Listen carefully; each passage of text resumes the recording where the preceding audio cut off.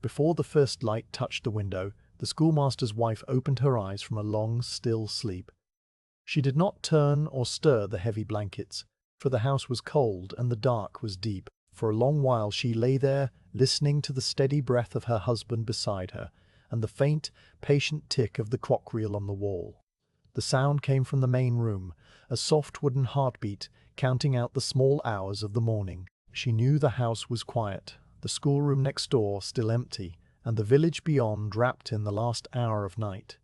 At last, she folded back the coverlet and set her bare feet on the floorboards. The wood was smooth from years of sweeping, and its coolness traveled up through her soles, waking each small muscle in her legs and back. She moved slowly in the grey darkness, not lighting a candle yet, for her hands knew the shape of the room. Her woolen dress hung on a peg near the bedpost, and she drew it over her shoulders, letting the simple fabric settle around her with a soft whisper. She pinned her apron at her waist and tucked her hair under a linen cap, movements so familiar they required no thought. In the main room, the hearth held only a faint glow of buried coals. She knelt on the worn flagstone and used a small iron hook to draw the ashes apart, searching for the orange heart that still breathed deep within. A splinter of kindling, a gentle breath, and a new flame caught, spreading its thin light up the chimney stones. The fire was small at first, a tentative curl of yellow that danced and doubled against the black iron pot hanging from its crane. She added a few sticks of dry wood, one at a time, waiting for each to catch before adding the next. The smoke rose clean, and the warmth began to push back the chill 1 inch at a time. The room slowly became visible, the long pine table scarred with use, the 2 benches tucked beneath it, the shelf holding 3 pewter cups and a brown earthenware bowl. Everything stood in its proper place. She filled a kettle with water from a covered bucket and hung it over the growing fire, then took down the wooden bowl and a sack of cornmeal from a cupboard. Her hands measured the meal by feel, letting it fall in a pale stream while the water whispered toward a boil. She stirred with a long-handled spoon, the porridge thickening into a slow, steady bubble that sounded like small rain on a faraway roof. While the porridge cooked, she stepped to the door of the small dwelling and drew the latch. The schoolhouse stood a few paces away across a packed dirt yard, its angles sharp against a sky just beginning to pale along the horizon. A low mist clung to the meadow beyond, erasing the line between earth and air. She did not enter the schoolhouse yet. She only looked at its closed door, the heavy iron hinge, the small window with its thick glass panes. Inside, she knew, the benches stood in 2 silent rows. The sand tray lay on the floor near the master's desk, and a stack of hornbooks waited on the corner of the desk like a congregation of small wooden tablets. But for now, the schoolroom slept, its air cold and still. She returned to the hearth and ladled the porridge into 2 bowls, breaking a piece of dried apple into each. The schoolmaster had risen by now and sat on the window bench, a slate on his knee. He traced a few letters with a chalk stick, his spectacles catching the firelight, his mouth forming silent syllables. She did not speak, and he did not look up. The only sounds were the soft scrape of chalk, the distant solitary crow of a rooster from some farm beyond the stand of elms, and the crackle of the fire. She took her bowl and ate slowly, spooning the warm porridge with deliberate care, feeling the steadiness of the morning settle into her bones. The taste was plain, just the sweetness of the apple and the grain, the kind of taste that asked nothing of you. After she finished, she rinsed the bowl in a basin of water and set it on a shelf to dry, the pewter dull and grey in the low light. Each gesture was unhurried, a quiet conversation between her hands and the familiar objects of her day. Then she lifted the water bucket from its hook near the door and stepped outside into the yard. The air bit her cheeks with a clean, dry cold, and the hem of her dress brushed the frozen grass. She crossed to the well, a circle of grey stones covered by a wooden lid. The rope was rough and cold in her palms as she let the bucket down, listening to its hollow bump against the stone sides of the well before it met the water far below. The weight changed when it filled, and she drew it up hand over hand, the rope dripping, the bucket swinging a little until it reached the top. She set it on the frozen ground and poured the clear water into her own bucket, seeing her face reflected for a moment, blurred and wavering. A few drops splashed on her apron, and darkened the coarse linen in small spreading circles. She carried the full bucket back to the house, her arm growing heavy, and set it inside the door. The schoolroom still waited, and now the sky had shifted from ash to the color of whey, a thin light spreading evenly over the world. She knew it was time to prepare the schoolhouse for the children, but she allowed herself a few more minutes in the silence of the yard. She stood and looked across the roofs of the village, the thatched and wooden shapes emerging from the lifting darkness, the first threads of smoke rising from a few chimneys, the faint sound of a door closing somewhere down the lane, a dog barking twice and then falling quiet. Inside again, she moved about the room, tidying what was already tidy, wiping the table with a damp cloth, setting the salt crock exactly at the center, and placing the 3 pewter cups in a neat row for the noon meal the children would bring. Each cup had a small dent or a dark patina from years of use, and she handled them with the same familiar touch she would use to smooth a child's collar or close a shawl. The schoolmaster finished with his slate and set it on the mantel, drawing on his plain dark coat and straightening his collar. He looked at her and gave a small nod, the kind of nod that said the day was beginning as it should. She followed him out the door and across the narrow strip of yard to the schoolhouse door. The schoolmaster pulled a heavy iron key from his pocket and turned it in the lock with a single low click that sounded sharp in the cold air. He pushed the door open, and the smell of the room came out to meet them. Old wood, cold ash, and the faint ghost of tallow candles burned low the previous afternoon. The schoolmaster propped the door open with a flat stone kept for that purpose, and they stepped inside. The room was as she had pictured it in the dark. 2 rows of long wooden benches faced a larger desk set upon a low platform. The floor was wide pine planks, grey with age and scrubbed, in places cupped at the edges. One window looked east, over the meadow, and its glass was fobbed at the corners where the morning frost had yet to retreat. The hearth at the side of the room was cold, its yawning mouth filled with yesterday's ashes and the blackened ends of charred logs. On the master's desk lay a stack of hornbooks, some a little warped from the damp of many small hands, each one about the size of a man's palm with a short handle. The printed pages beneath the translucent horn sheets showed the alphabet in large and small letters, the vowels and their combinations, the Lord's Prayer and simple verses. She moved through the room slowly, touching the edge of a bench, straightening a slate that had fallen to the floor. The schoolmaster went to his desk and began arranging the hornbooks into a neat pile, counting softly under his breath to see that none had gone missing. She took a twig broom from the corner and swept the floor in long, even strokes, the bristles whispering over the wood, collecting a little fine dust and a few bits of broken chalk. The dust drifted up in the slant of light now coming through the window,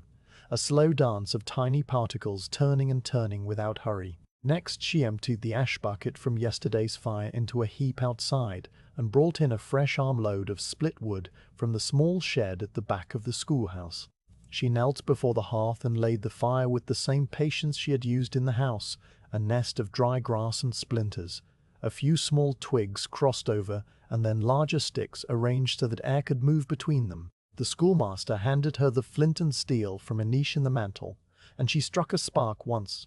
twice, 3 times, until the tinder caught and sent up a thin thread of smoke. A small flame appeared, blue at its base, orange at its tip, and she blew on it softly, a long steady breath that made it lean and then grow bright. The wood began to pop, and the heat curled outward, starting its slow work of chasing the cold from the corners of the room. She stood and dusted her apron, surveying the space. Everything was now in order. The sand tray, a shallow box of smooth wood filled with clean sand from the brook, sat near the master's platform, ready for the younger scholars to trace their letters with their fingers. The slates for the older children were propped against the wall, each with its own chalk and a bit of cloth for erasing. The quills on the writing bench were freshly mended, the ink powder in its small stone pot just waiting to be mixed with a little water. She smoothed the folds in the ink-stained cloth that covered the writing bench, her fingers tracing a few old blotches that would never come clean. By now, the light through the east window had strengthened to a pale gold, and the rooster crowed again, closer this time. She could hear the distant sound of an axe meeting wood, the steady thump and pause of someone splitting logs, and the creak of a wagon on the frozen road that ran past the meeting house. The schoolmaster sat on the edge of his desk and opened a leather-bound book, running his finger down the page, his lips moving around the words of a morning prayer he would later speak with the children. She stood near the window, looking out across the meadow where the frost still clung to the bent grasses, each blade coated in a white fur that glittered in the early sun. The sky was a soft, even blue now, without a single cloud, and the bare branches of the elm tree were as still as if they had been drawn with ink. The silence inside the schoolroom was complete, but not empty. It was the kind of silence that held the memory of many voices, the echo of lessons recited and hymns sung, the shuffle of small feet, and the tap of the master's ruler. She breathed it in, letting the familiar weight of the day ahead settle over her like another blanket. In a short while the door would fill with children, their cheeks red from the cold, their hornbooks clutched under their arms. But for now there was only the waiting, the quiet crackle of the new fire, and the slow crawl of a sunbeam across the wide pine floorboards. She returned to the house one last time to collect the pewter cups and a small wooden box of salt, which she placed on a shelf in the schoolroom next to a tin of barley sugar for soothing a cough. She noted the water bucket by the door, full and cold, and the dipper hanging on its hook. Then she took her usual seat, a low stool near the window where the light fell best for mending, and picked up the shirt she had been repairing. The needle stuck through the cuff. The linen was soft from many washings, and she turned it over in her hands, looking for the next place that wanted stitching. The needle glinted in the sunlight, and she threaded it with a long strand of flax without needing to squint, for her hands knew the way. The schoolmaster cleared his throat, a quiet sound that meant he was ready. She looked at him, this tall man in his plain dark coat and white stock, his spectacles now settled on his nose, and she saw the same patience in his face that the room held around them. Outside, the first small sound of a child's voice carried on the air, distant and high, calling to another across the field. She did not rise. She only listened, the needle held still in her fingers, the fire murmuring to itself, the clock reel in the other room still counting its unwavering time. The day had not yet truly begun. It hung in that last quiet moment before the first footfall, a thin, clear space like the pause between one breath and the next, and she rested inside it as she had done so many mornings before, waiting for the alphabet to come and fill every corner with its gentle, familiar noise. The schoolmaster's wife set the bowl of porridge on the warm hearthstone, wiped her hands on her apron, and stepped to the open door of the dwelling. A wedge of sharp autumn air slipped past her and nudged the candle flame on the mantel into a brief shiver. She pulled her shawl closer across her shoulders and regarded the world beyond the threshold with the same unhurried attention she gave to kneading dough, measuring flour, or smoothing a fold of linen. The morning was still very young, and the village lay half-hidden under a sky the color of a pewter plate that had been rubbed with ash. It would brighten later into a pale, watery blue, but for now it held the land in a grey suspension between night and the first real hour of day. A thin ribbon of smoke rose from the chimney of the Winslow house, a quarter-mile down the road where the meadow dipped toward the brook. That smoke was always the first to appear, and she noted it with a quiet satisfaction, the way one notes the return of a familiar bird. A second plume followed soon after from the Cartwright cabin, a darker smudge against the grey, and then a third from the old Sawyer's place, a little crooked thread that wobbled in the still air. Soon a half-dozen threads of wood smoke were stitching the sky to the earth, each one marking a hearth where someone was shaking out the night's ashes, feeding split lengths of oak or maple, and blowing on the coals until a new flame caught. The smoke rose without hurry, stretching upward in the nearly straight column, and then bending softly east when it met a current of air, too light to be called a breeze. The schoolmaster's wife watched it bend and drift, a slow, continuous motion that had no beginning and no end, a rising and turning that seemed to her as regular and reassuring as the drawing of a breath. On the road that ran past the schoolhouse, a cart appeared, its outline at first no more than a dark shape moving between the bare trunks of elm and birch. The wheels made a low, rhythmic creaking, each turn sending a wooden complaint into the quiet air, and the sound reached her ears a moment before her eyes could separate the cart from the shadows. It was old Mr. Dare, Fenton's ox cart, piled with 2 barrels of salted fish bound for the landing, and she recognized the slow, patient sway of the animal's shoulders even from this distance. The ox put one heavy hoof in front of the other with a deliberation that seemed to belong to an older, deeper rhythm of the world,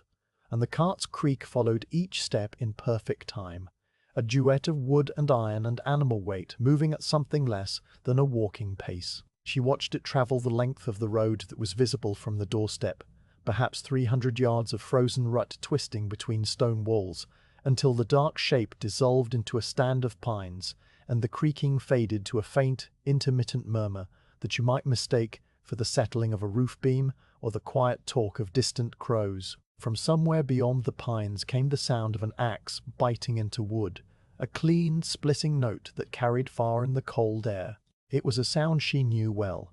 the dull thud of the blade's landing, followed by the sharp crack of the log giving way, and then a short pause while the chopper set another round on the block. The rhythm was steady but never hurried, and she listened to it as she might listen to the ticking of the long case clock in the parsonage, aware of each stroke without counting them. After a time the axe fell silent, and she heard only the faint rustle of a man stacking split wood, piece upon piece, a dry clatter like the clicking of insects in summer grass, though there were no insects now, and the grass was stiff with frost. Frost lay over everything that morning, a white crystalline skin that silvered the meadow grass, the stone walls, and the slanting roof of the schoolhouse itself. It coated the wooden bucket by the well with a fine sparkle and clung to the edges of the oak leaves still clinging to the lower branches. The schoolmaster's wife looked down at the doorstep where she stood and saw the frost had drawn tiny, intricate patterns along the grain of the wood, feathers of ice no thicker than a hair, and she shifted her weight carefully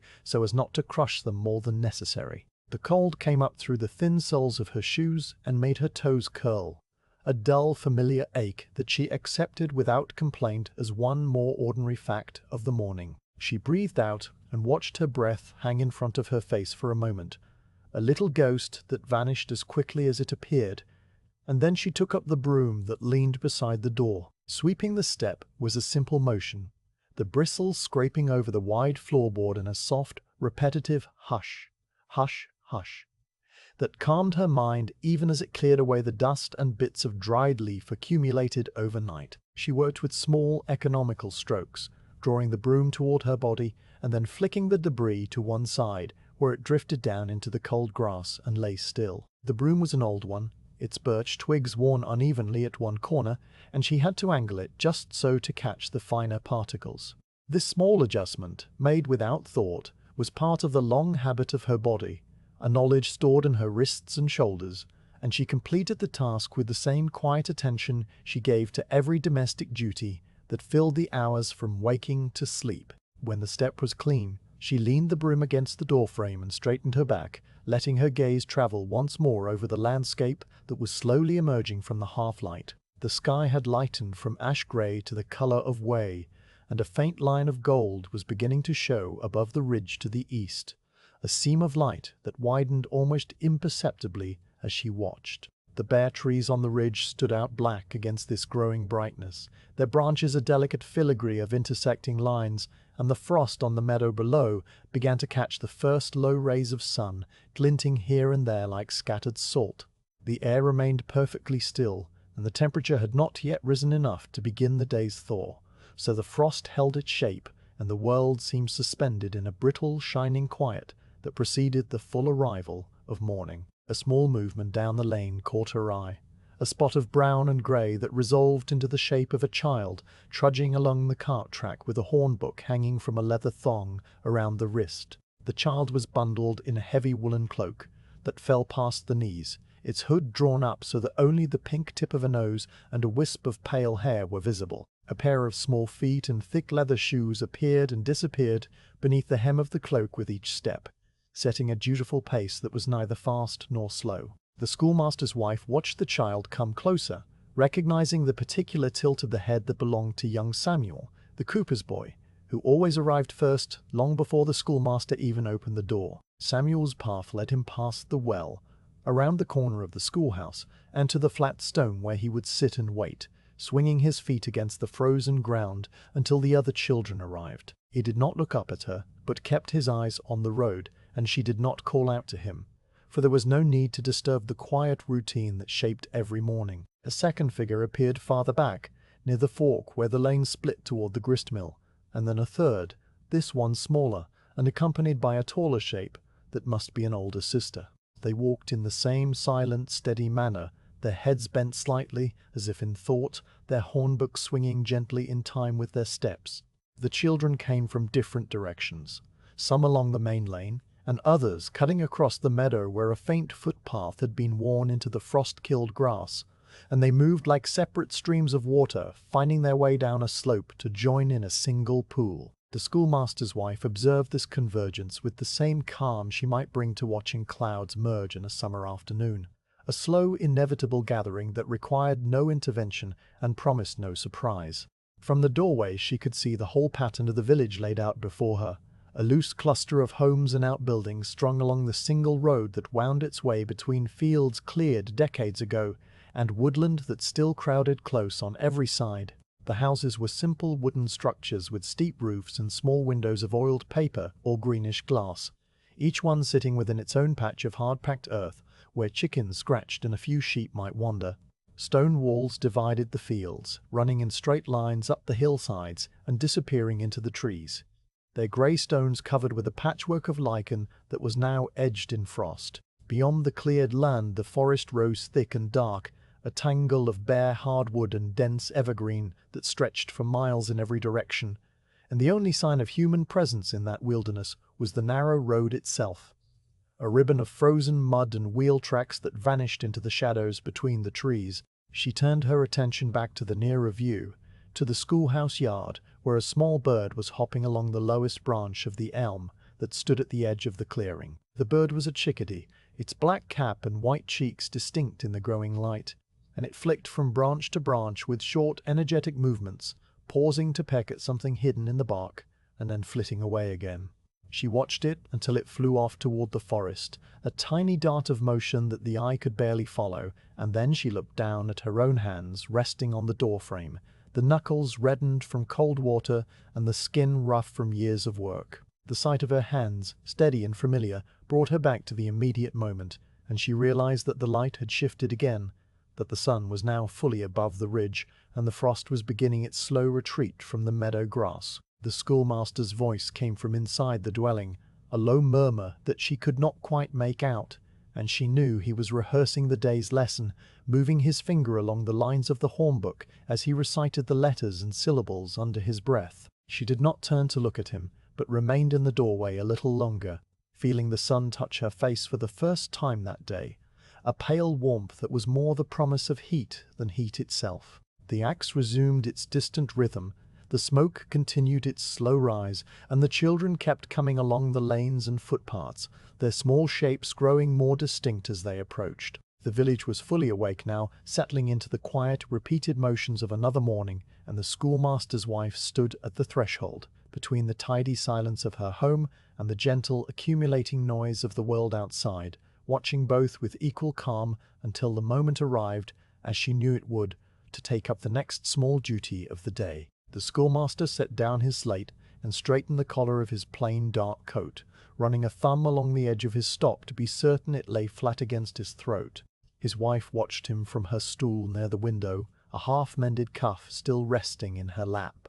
She knew what the small gesture meant, for she had seen it on hundreds of mornings, the quiet signal that the day's real work was about to begin. He took the heavy iron key from its hook on the wall, a blackened piece of metal as long as his palm with a circular bow worn smooth by countless turns, and hefted it once in his hand, as if confirming its weight. She set down her needle and rose, brushing a stray thread from her apron, and followed him out the door of the dwelling into the cold, brightening morning. The few yards between the house and the schoolhouse door were packed earth, frozen hard and dusted with a thin scatter of straw carried on the wind from the barn across the lane. She walked a pace behind her husband, her shoes making a quiet crunch on the icy ground, and she felt the cold air slide past her cheeks and into the folds of her shawl. The sky was now a full, even blue, pale but clean, and the sun was just high enough to clear the ridge, throwing long, lean shadows westward from the legs of the well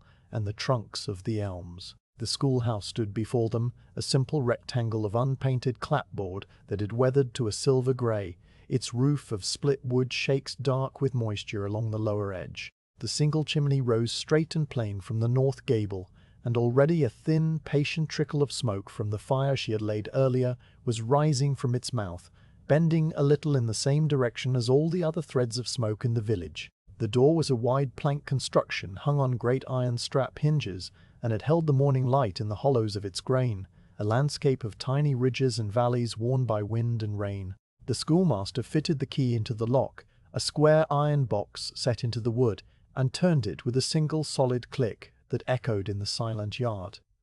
The sound had a finality to it, a clear division between the waiting and the arrival. He pushed on the door and the old hinges gave a low groan, a sound of wood and metal slowly waking that reminded his wife of the yawn of a great sleepy animal. The door swung inward, and the smell of the schoolroom came out to meet them, a complex, quiet scent compounded of old wood, cold ash from the fireplace, a trace of beeswax from the bench polishing, the faint, dusty sweetness of dried ink powder, and the must of woolen garments that had long since departed but left a ghost of themselves in the air. She paused at the threshold to let the smell settle around her, and it brought with it a cascade of ordinary memories, though none that needed naming. The schoolmaster propped the door open with the flat stone that always sat beside the step for this exact purpose, a grey river rock worn smooth on one side and rough on the other. With the door fixed open, the morning light poured past them into the room, falling in a wide, slanted column that illuminated the interior in a wash of pale gold. The schoolmaster's wife stepped inside after her husband, her feet meeting the familiar unevenness of the wide pine floorboards. Some of the boards were cupped at the edges, rising a little at the seams where the wood had warped from years of winter damp and summer heat, and her feet knew exactly where to expect the slight tilt. She walked slowly, not from any hesitation, but because there was no need for speed, and let her eyes travel over the room from corner to corner. The schoolroom was a single rectangular space, about 20 feet wide and 30 feet long, with walls of bare plastered lath that had aged to the colour of old cream and showed, here and there, the faint lines of the hand-ruled smoothing. The ceiling was low, just high enough that a tall man like the schoolmaster could stand without stooping, and the exposed beams overhead were dark with age, the rough-hewn marks of the adze still visible in their surfaces. On the south wall, opposite the door, the fireplace took up a good portion of the space, its wide hearth of uneven flagstones extending a few feet into the room. A small fire was already breathing there. The flames she had laid earlier now settled into a steady, quiet burn that sent a ripple of warmth toward the nearest bench, and sent shadows dancing behind the great iron crane and the soot-darkened fireback. The mantel above the fireplace was a single thick slab of oak, bare except for a tin candle holder and a small clay pipe. The schoolmaster sometimes smoked in the evening hours after the children had gone. To the right of the fireplace stood the schoolmaster's desk, a square, heavy piece of pine set upon a low platform of 2 wide planks, raised perhaps 4 inches from the floor. The platform was just large enough to hold the desk, and a plain wooden chair with a curved back and a seat worn smooth and dark by years of use. The desk itself had a slanted writing surface, a series of small drawers along one side and a ridge at the bottom edge to keep papers and slates from sliding off. On the desk now lay a stack of hornbooks, arranged in a neat pile, their pale wooden handles extending slightly over the edge. She noticed the way the morning light caught the thin sheet of translucent horn that covered each printed page, giving it a dull, milky gleam. Beside the hornbooks sat a small clay ink pot, a dish of fine sand for blotting, a ruler made of smooth maple, and the leather-bound volume of the primer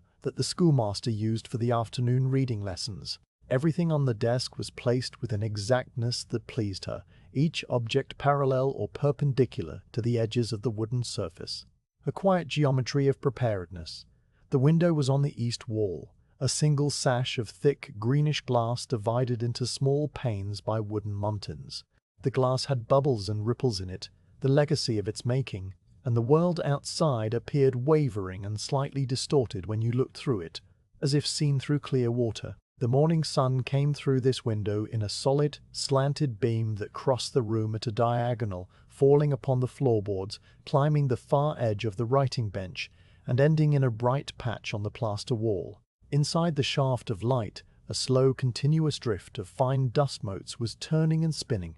rising and falling in a motion without beginning or end, each particle a tiny speck of brilliance that glimmered once and then vanished into the shadow. She stood still for a moment and watched the dust dance, finding in its slow, aimless movement a kind of quiet company. The benches filled the center of the room in 2 rows, with a narrow aisle between them leading from the door to the schoolmaster's platform. Each bench was a single long plank of pine, perhaps 10 feet in length, supported at each end by solid wooden legs, splayed slightly outward for stability. The surfaces of the benches had been planed smooth long ago by hands that were no longer living, and since then they had been polished by the daily friction of woolen breeches and cotton skirts, so that now they showed a soft, satiny gloss in certain lights. Here and there on the bench tops she could see the faint scratches left by stray chalk, the shallow dents where a child had pressed too hard with a slate pencil, and one dark ring where someone's damp cup had been set and left its mark. These small imperfections were part of the room's memory, and she regarded them without any urge to correct them. On the floor at the front of the room, near the schoolmaster's platform, sat the sand tray, a shallow box of pine boards about 2 feet square and 3 inches deep, filled nearly to the top with clean, fine sand from the brook that ran along the edge of the village. The sand was a uniform grey-brown, slightly darker where it was still damp from the morning's dew, and its surface was perfectly smooth, having been shaken level by the schoolmaster at the end of the previous day. She knew that soon the youngest children would kneel around this tray, their small fingers tracing the shapes of letters into the sand, and the smooth surface would be broken into 100 shifting furrows and ridges, a temporary writing that a single shake could erase. For now, though, the sand was a blank, still plain, a small desert waiting for its first explorers. Along the wall behind the benches stood a row of wooden pegs, each one empty, their smooth, rounded ends catching the light. These pegs held the children's cloaks and caps during the school hours, and she noticed that one peg was slightly loose, its hole worn wide by years of use. She made a mental note to ask the schoolmaster to tap a small wedge into the hole before the day grew too cold for the children to hang their wraps without care. Beneath the pegs lay a long, narrow shelf where the children placed their noon provisions, small linen bundles of bread and cheese, a pasty wrapped in a cloth, maybe a little pot of preserves tied with string. The shelf was empty now, swept clean, and the wood was a lighter shade where countless bundles had rested and rubbed away a little of the surface. The writing bench stood against the south wall, under the window that looked out on the side yard and the edge of the forest. This bench was narrower than the others, with a slightly tilted writing surface and a ledge at the bottom for holding quills and slates. On it now rested a row of fresh quills, their shafts stripped of feather and cut to a neat point, each one mended by her own hand the evening before. Beside the quills sat the stone ink powder pot, a small lidded container of grey stone, and next to it a pewter cup of water for mixing the ink. A stack of hornbooks, these slightly larger than the ones on the master's desk, waited at the end of the bench, meant for the older students who could read the longer passages. The hornbooks were simple objects, a thin sheet of parchment printed with the alphabet in uppercase and lowercase, the syllables from ab, eb, ib to the end, the Lord's Prayer, and a few short verses, all covered with a protective sheet of horn that was kept in place by a narrow frame of brass or copper around the edges, and each one had a small wooden handle at the bottom. Some of the hornbooks had handles darkened with the oil of many small hands, some had corners where the horn was beginning to separate from the parchment, and one was cracked along the handle, mended with a bit of twine that she had wound there herself last winter. She picked up this particular hornbook now and turned it over, checking that the twine still held, and then replaced it on the stack, aligning its edges with those of its neighbors. The schoolmaster moved past her to his desk, stepping up onto the low platform with the same easy, quiet motion he used for everything. He sat down, the chair creaking once under his weight, and opened the primer, running his finger down the page to find the passage he would read aloud later. His spectacles caught the light and flashed briefly, 2 small circles of brightness that winked and then steadied as he settled into his reading. His wife left him to his study and continued her slow circuit of the room. She checked the fireplace, prodding a log with the iron so that it settled into the embers with a soft shower of sparks, and then added a fresh stick of hardwood, watching the flames lick around it and begin the slow work of turning its surface to charcoal. The warmth from the hearth was now spreading into the middle of the room, meeting the chill at the far edges and pushing it back toward the door. She held her hands out to the heat for a moment, feeling the blood move more freely in her fingers, and then she turned away. The schoolmaster's wife took up the twig broom from where it leaned in the corner and began to sweep the floor one more time, even though she had swept it earlier that morning. The motion was unhurried, the bristles tracing long, even arcs across the pine, gathering the new dust that had settled since the door was opened. She moved from the front of the room to the back, stepping between the benches, under the pegs, past the writing bench, and finally to the stone doorstep, where she flicked the small pile of dust out into the yard. The dust puffed up briefly and was carried away by a current of air that stirred and then died, leaving no trace. She returned the broom to its corner and stood in the center of the room, her hands resting at her waist. The silence was deep and calm, broken only by the faint crackle of the fire and the distant, steady tap of the cooper's hammer from somewhere down the lane. The room was ready. The hornbooks were stacked, the slates were propped against the wall, the sand tray was smooth, the quills were mended, the ink powder was dry in its pot, the benches were clean, and the sunbeam was moving, imperceptibly, a fraction of an inch across the floor. She breathed in the smell of the room, that familiar compound of beeswax and wood smoke and old paper, and found in it the same quiet satisfaction that comes from a completed chore. The schoolmaster looked up from his primer and met her eyes, giving the same small nod he had given in the house that morning. She returned it with a slight inclination of her head, and then walked back to her low stool near the window, where the light was best for mending.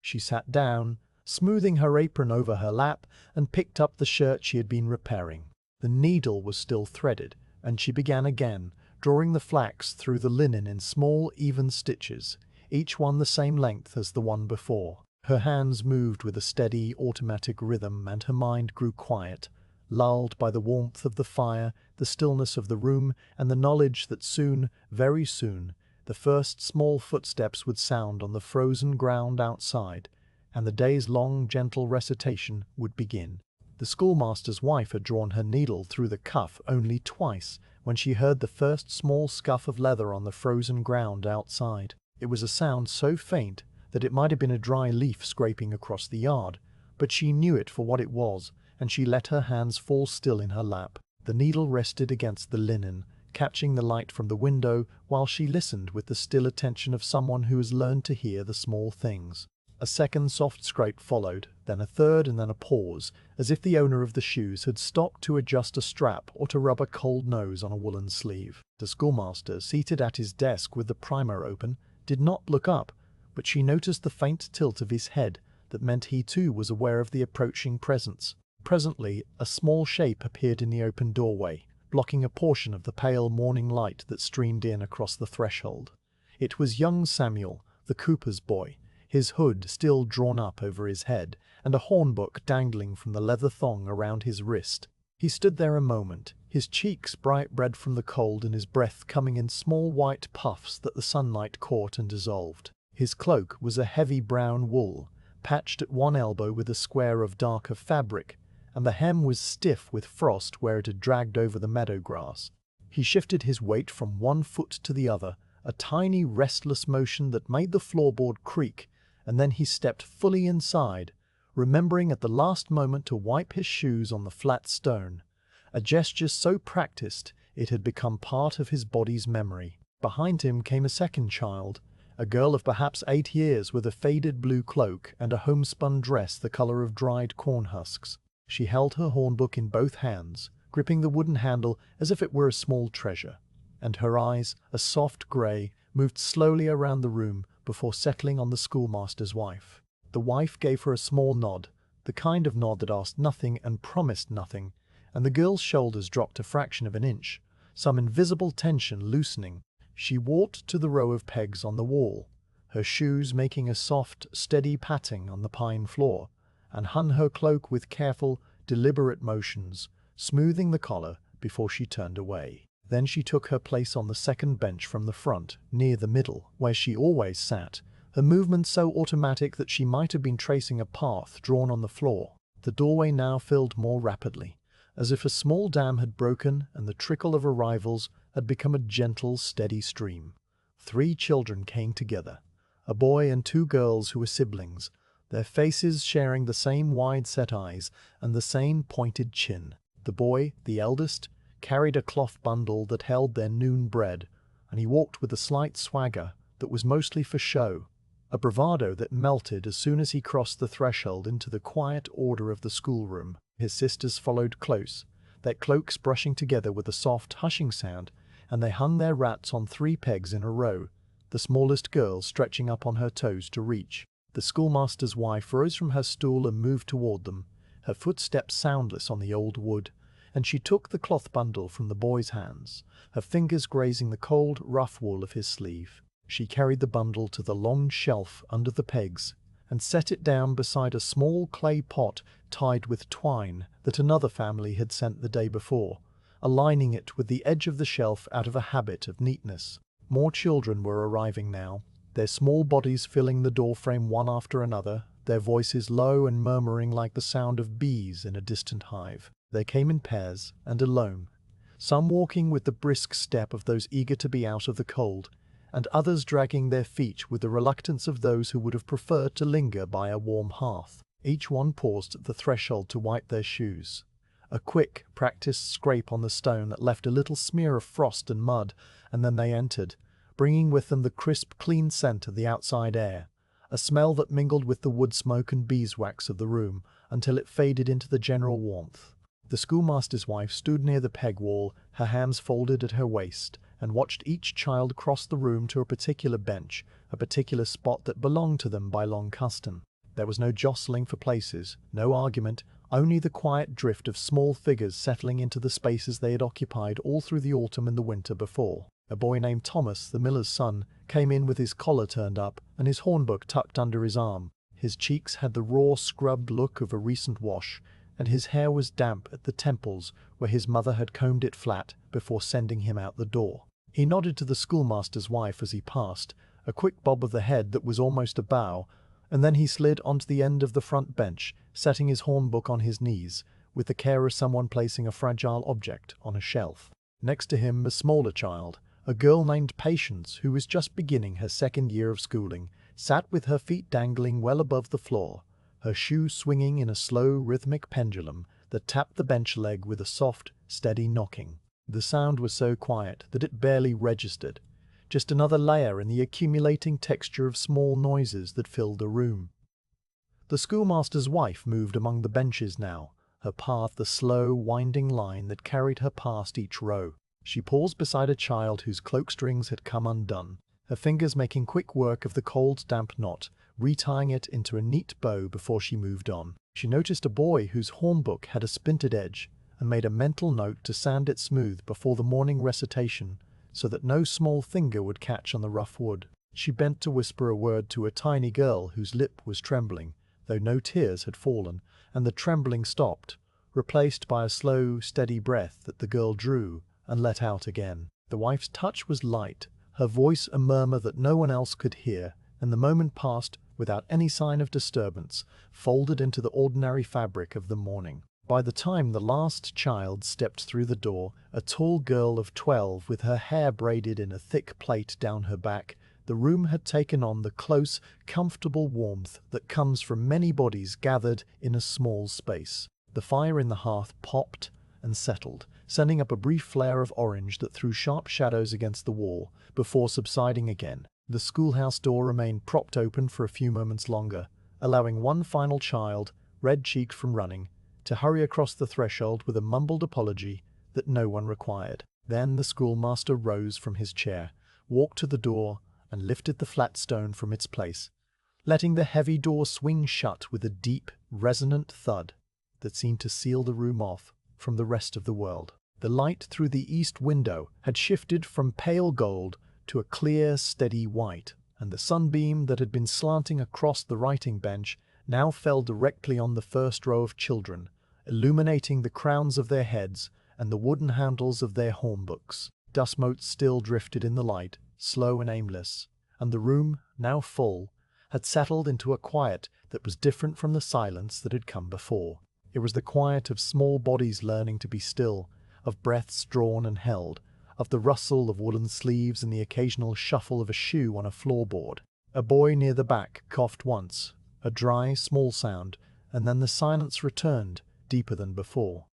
The schoolmaster's wife returned to her stool by the window, the shirt still in her lap, though she did not immediately take up her needle. Instead, she let her gaze travel over the assembled children, noting the familiar shapes of their shoulders, the particular colors of their cloaks now hanging in a row on the pegs, the way the light touched the top of Samuel's head and made a pale halo of the wispy hair that escaped his cap. The children ranged in age from 4 to 12, their faces a spectrum of soft roundness and sharper angles, their hands small and large, some gripping hornbooks and others resting quietly in their laps. They faced the schoolmaster's platform with the same patient expectation, like a small flock of birds settled on a branch, waiting for the first note of the morning song. A low murmur passed through the room. Not words exactly, but the kind of soft humming sound that children make when they are at the edge of speaking, but not yet ready to begin. It was the sound of a whispered greeting, the barely audible exchange of a piece of news about a cow that had calved or a cake that had been baked the evening before. The schoolmaster's wife caught a few of the words, snatches of a sentence that floated past her ear and dissolved, but she did not try to follow them. She let the murmur wash over her like the sound of a distant brook, a steady, meaningless noise that soothed by its very monotony. The schoolmaster walked back to his desk, his shoes making a measured, even tread on the floorboards. He picked up a hornbook from the stack and turned it over in his hands, checking the printed page, running a thumb along the brass tacks that held the horn sheet in place. The children watched him with the unconscious attention of those who have learned to read the small gestures of their teacher, and a few of them straightened their backs, their hands moving to rest flat on their hornbooks in mimicry of his posture. He set the hornbook down and looked out over the room, his spectacles glinting, his face calm and still, and the last whisper died away into silence. The schoolmaster's wife threaded her needle again, the motion drawing her eyes downward, and she began to mend the cuff with the same slow, even stitches she had made before the children arrived. The linen was soft under her fingers, the flax thread pulling through with a faint, dry whisper that was the only sound she made. Around her the room breathed and rustled, a collective living presence,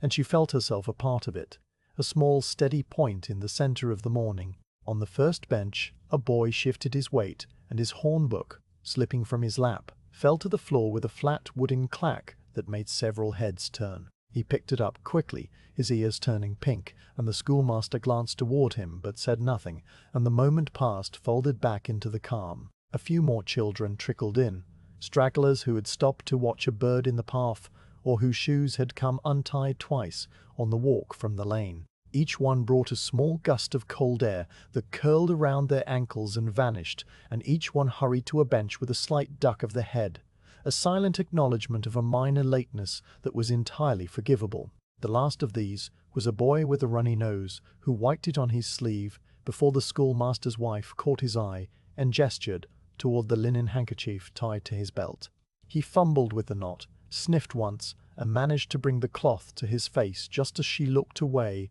leaving him his small dignity. Now the room was full, the 2 rows of benches holding their quiet cargo, the pegs heavy with cloaks, the shelf lined with bundles and pots, and a small, round cheese wrapped in a clean white cloth. The schoolmaster stood behind his desk with his hands resting on the slanted writing surface, his weight balanced evenly on both feet. He cleared his throat, a single low note that was the signal for the morning to truly begin. And every child in the room turned their eyes toward him with the same still expectation. The schoolmaster's wife drew her needle through the linen one more time, tied a small, neat knot, and bit the thread with her teeth. Setting the mended shirt aside on her lap, she looked toward her husband and waited, as the children waited, for the first word of the lesson to fill the quiet air, knowing that it would come, as it always did, on the slow, steady tide of the morning. The schoolmaster lifted a ruler from his desk, a smooth length of maple that had been worn to a dull sheen along its edges,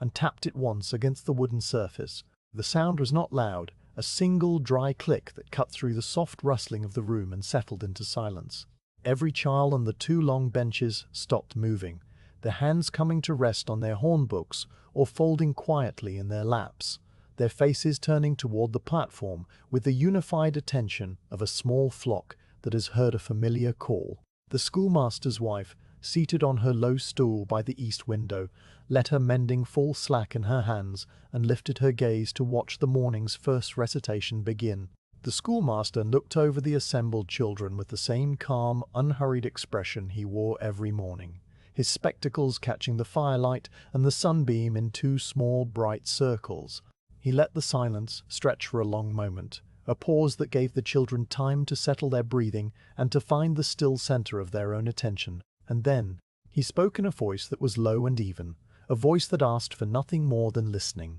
He called the youngest group to come forward to the front bench, the bench that sat nearest the platform and faced the sand tray on the floor, and a small shuffling began as the 4- and 5-year-olds rose from their places and made their way to the front of the room. The schoolmaster's wife watched them come, these smaller scholars who'd only recently learned to sit still for more than a few minutes at a time, their hornbooks held in both hands or hanging from their wrists on leather thongs, their feet in their heavy shoes making a soft, uneven patting on the wide pine floor. There was Patience, the tiny girl whose feet never reached the floor, and beside her a round-faced boy named Nathaniel who sucked on his lower lip when he was thinking, and a thin, serious girl called Mercy who had a habit of smoothing her apron over and over as if the wrinkles troubled her, and 2 others, small brothers who walked with their shoulders touching and their hornbooks bumping gently together. They arranged themselves on the front bench in the same order they always took, an order that had been established on the first cold morning of the term and had never since been questioned. And the schoolmaster waited until every pair of shoes had stopped moving and every pair of eyes had found his face. The schoolmaster's wife shifted on her stool, turning a little so that the light from the window fell more directly on the shirt in her lap, and she drew her needle through the linen with a slow, steady motion while her ears opened to the sound that was about to fill the room. She had heard this sound on so many mornings that it had become part of her, woven into the fabric of her memory like the threads she pulled through the cloth.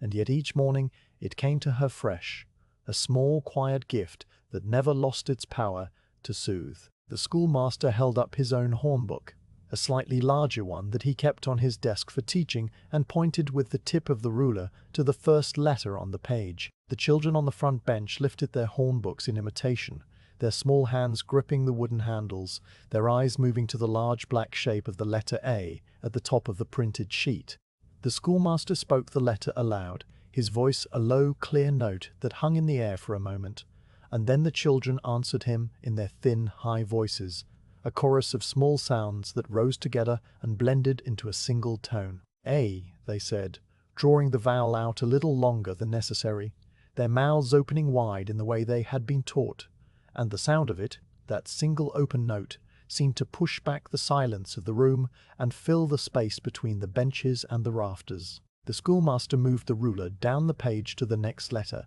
and the children followed, their eyes tracking the black mark against the pale parchment under the translucent horn covering. B, the schoolmaster said, and the children answered, their voices a little more confident now, the hard consonants snapping off cleanly at the end. The small boy Nathaniel said it twice before he stopped himself, and the corners of his mouth turned down for a moment, but the schoolmaster only nodded and moved on, the ruler gliding across the surface of the hornbook with a faint, dry whisper. Came next a soft, sibilant sound that several of the children stumbled over, their tongues getting in the way, and the schoolmaster spoke it again, slowly, letting them hear the way the air moved through the teeth, and on the second try they caught it and chimed together. C, a hiss that faded into the next letter before it had quite finished. The schoolmaster's wife let her needle dip and rise through the linen, each stitch taking its own small measure of time, and she listened without counting,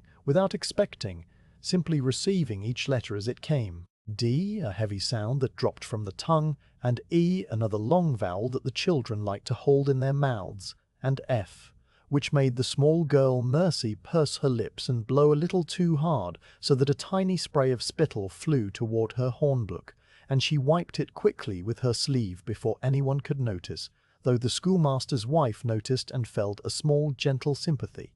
The kind of sympathy that comes from having seen the same small accident on 100 previous mornings. The recitation moved through G and H, the children's voices rising and falling in a rhythm that was as steady as the ticking of a clock, a cadence that asked nothing of the listener but patience. The schoolmaster tapped the ruler lightly against the hornbook at each new letter, a small percussive cue that kept the children together. And when a voice strayed ahead or lagged behind, he would pause, his finger resting on the page, and wait for the straggler to find the common beat before continuing. I and J came together, their sounds so similar that the children often confused them, and this morning one of the small brothers said I when the ruler pointed to J and the other brother nudged him with an elbow, a tiny wordless correction that passed between them like a secret. The schoolmaster's wife looked down at her stitching, the neat row of small, even loops that was growing along the edge of the cuff, and then she lifted her eyes again to the window.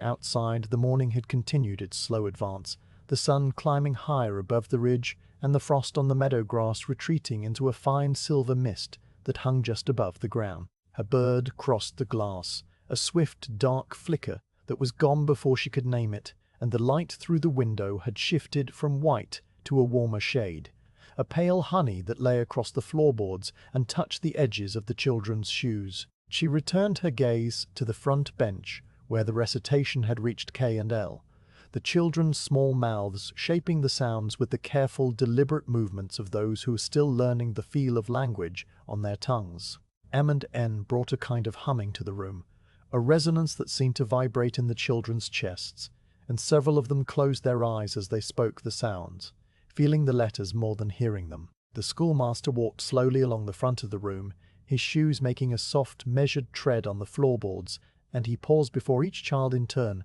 bending a little to see their hornbooks, to check that their eyes were on the correct letter, and that their mouths were forming the shapes he had taught them. When he came to Patience, the smallest girl, she looked up at him with wide, serious eyes and said, "M," twice, once softly, and then louder, as if offering him a gift that she was not certain he would accept, and he touched the top of her head with 2 fingers, a brief, light pressure that made her smile, a quick, bright thing that vanished as soon as it appeared. The recitation continued through O and P, the vowels opening the children's mouths wide and the consonants snapping them shut again. A slow, rhythmic alternation of open and closed, like a door swinging gently on its hinges. The schoolmaster's wife felt her own breathing fall into the same pattern, her chest rising on the vowels and falling on the consonants, and the needle in her hand moved in time with the sounds, dipping into the linen on one letter and pulling through on the next. Q brought a moment of confusion, as it always did, for the letter could not be spoken alone and needed its attendant U, and the children stumbled over the pair, their voices tangling until the schoolmaster spoke the sound clearly, and they echoed him, a ragged little chorus that righted itself on the second try. R rolled through the room like a small thunder, the children pressing their tongues to the roofs of their mouths and producing a sound that was half growl and half purr, and R followed with its soft, snaking hiss, a sound that went on longer than the others and made the children's breath run out before they were quite finished. The schoolmaster waited for them to take another breath and then moved on to T, a crisp, clean stop that cut the hissing short and brought a kind of order back to the recitation, a brief, sharp punctuation that satisfied some deep need for neatness in the schoolmaster's wife, who found herself nodding very slightly as the sound landed. U and V came next, their sounds distinct, but both requiring the children to bring their lower lips forward, and the schoolmaster's wife watched the row of small faces as they worked to make the shapes, their brows furrowing with the effort of getting it right. The thin girl Mercy touched her own lip with one finger, as if to remind it where to go, and the round-faced boy Nathaniel closed his eyes entirely, trusting his mouth to remember what his eyes could not help him with. The schoolmaster moved among them with the patience of a man who had taught these same letters to 100 children before these. His ruler held loosely at his side, his voice dropping a little lower with each repetition until he was almost whispering the letters, letting the children's voices carry the weight of the sound. W and X and Y came in their turn, the children moving through the final stretch of the alphabet with a kind of weary determination, their voices growing thinner and their attention beginning to fray at the edges. The small brothers leaned against each other, their shoulders pressing together, and Patience swung her feet a little faster, the soft thumping of her shoes against the bench leg making a counterpoint to the recitation. The schoolmaster noticed these small signs of fatigue, as he always did, and he moved the lesson forward with a gentle, steady pressure, not hurrying, but not lingering either, bringing the children toward the final letter with the same even pace he had kept from the beginning. Se arrived at last, a sound that buzzed in the children's mouths and made several of them giggle, a quick, stifled laugh that was more relief than amusement, and the schoolmaster let the sound fade away into silence before he lowered his ruler and closed the hornbook on his desk. The children on the front bench sagged a little, their small bodies releasing a tension they had not known they were holding, and the schoolmaster's wife, still drawing her needle through the linen, felt the quiet come back into the room like water filling a basin, slow and even and complete. The schoolmaster did not dismiss the youngest group back to their regular benches just yet. Instead, he opened the hornbook again, turning to the page that showed the alphabet in lowercase letters, the same shapes but smaller and sometimes differently formed, and the children straightened themselves on the bench, their brief rest already over. The schoolmaster's wife watched them take their breath and find their places on the page, and she felt a quiet pride in them, these small scholars who were learning the shapes that all knowledge was built upon, though she would never have spoken the thought aloud. She simply drew another stitch through the linen and waited for the next round of letters to begin, the morning light falling warm on her hands, and the slow, familiar tide of sound ready to rise again. The schoolmaster let the last echo of the alphabet fade into the rafters, the small voices of the youngest children trailing off into a silence that was not empty, but full of the memory of sound. He turned a page in his hornbook, the thin sheet of horn making a faint, dry whisper as it moved,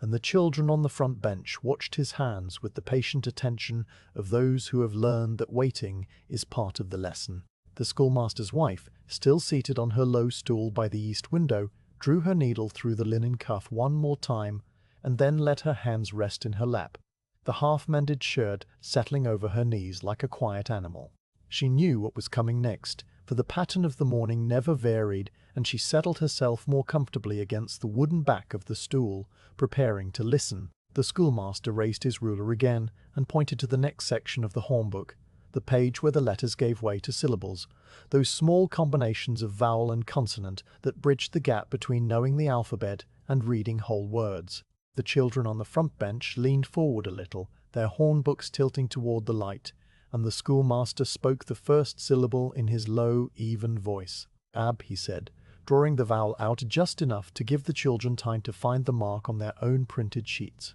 The children answered him in their thin, high chorus, Ab, the sound rising and falling in a single, neat breath.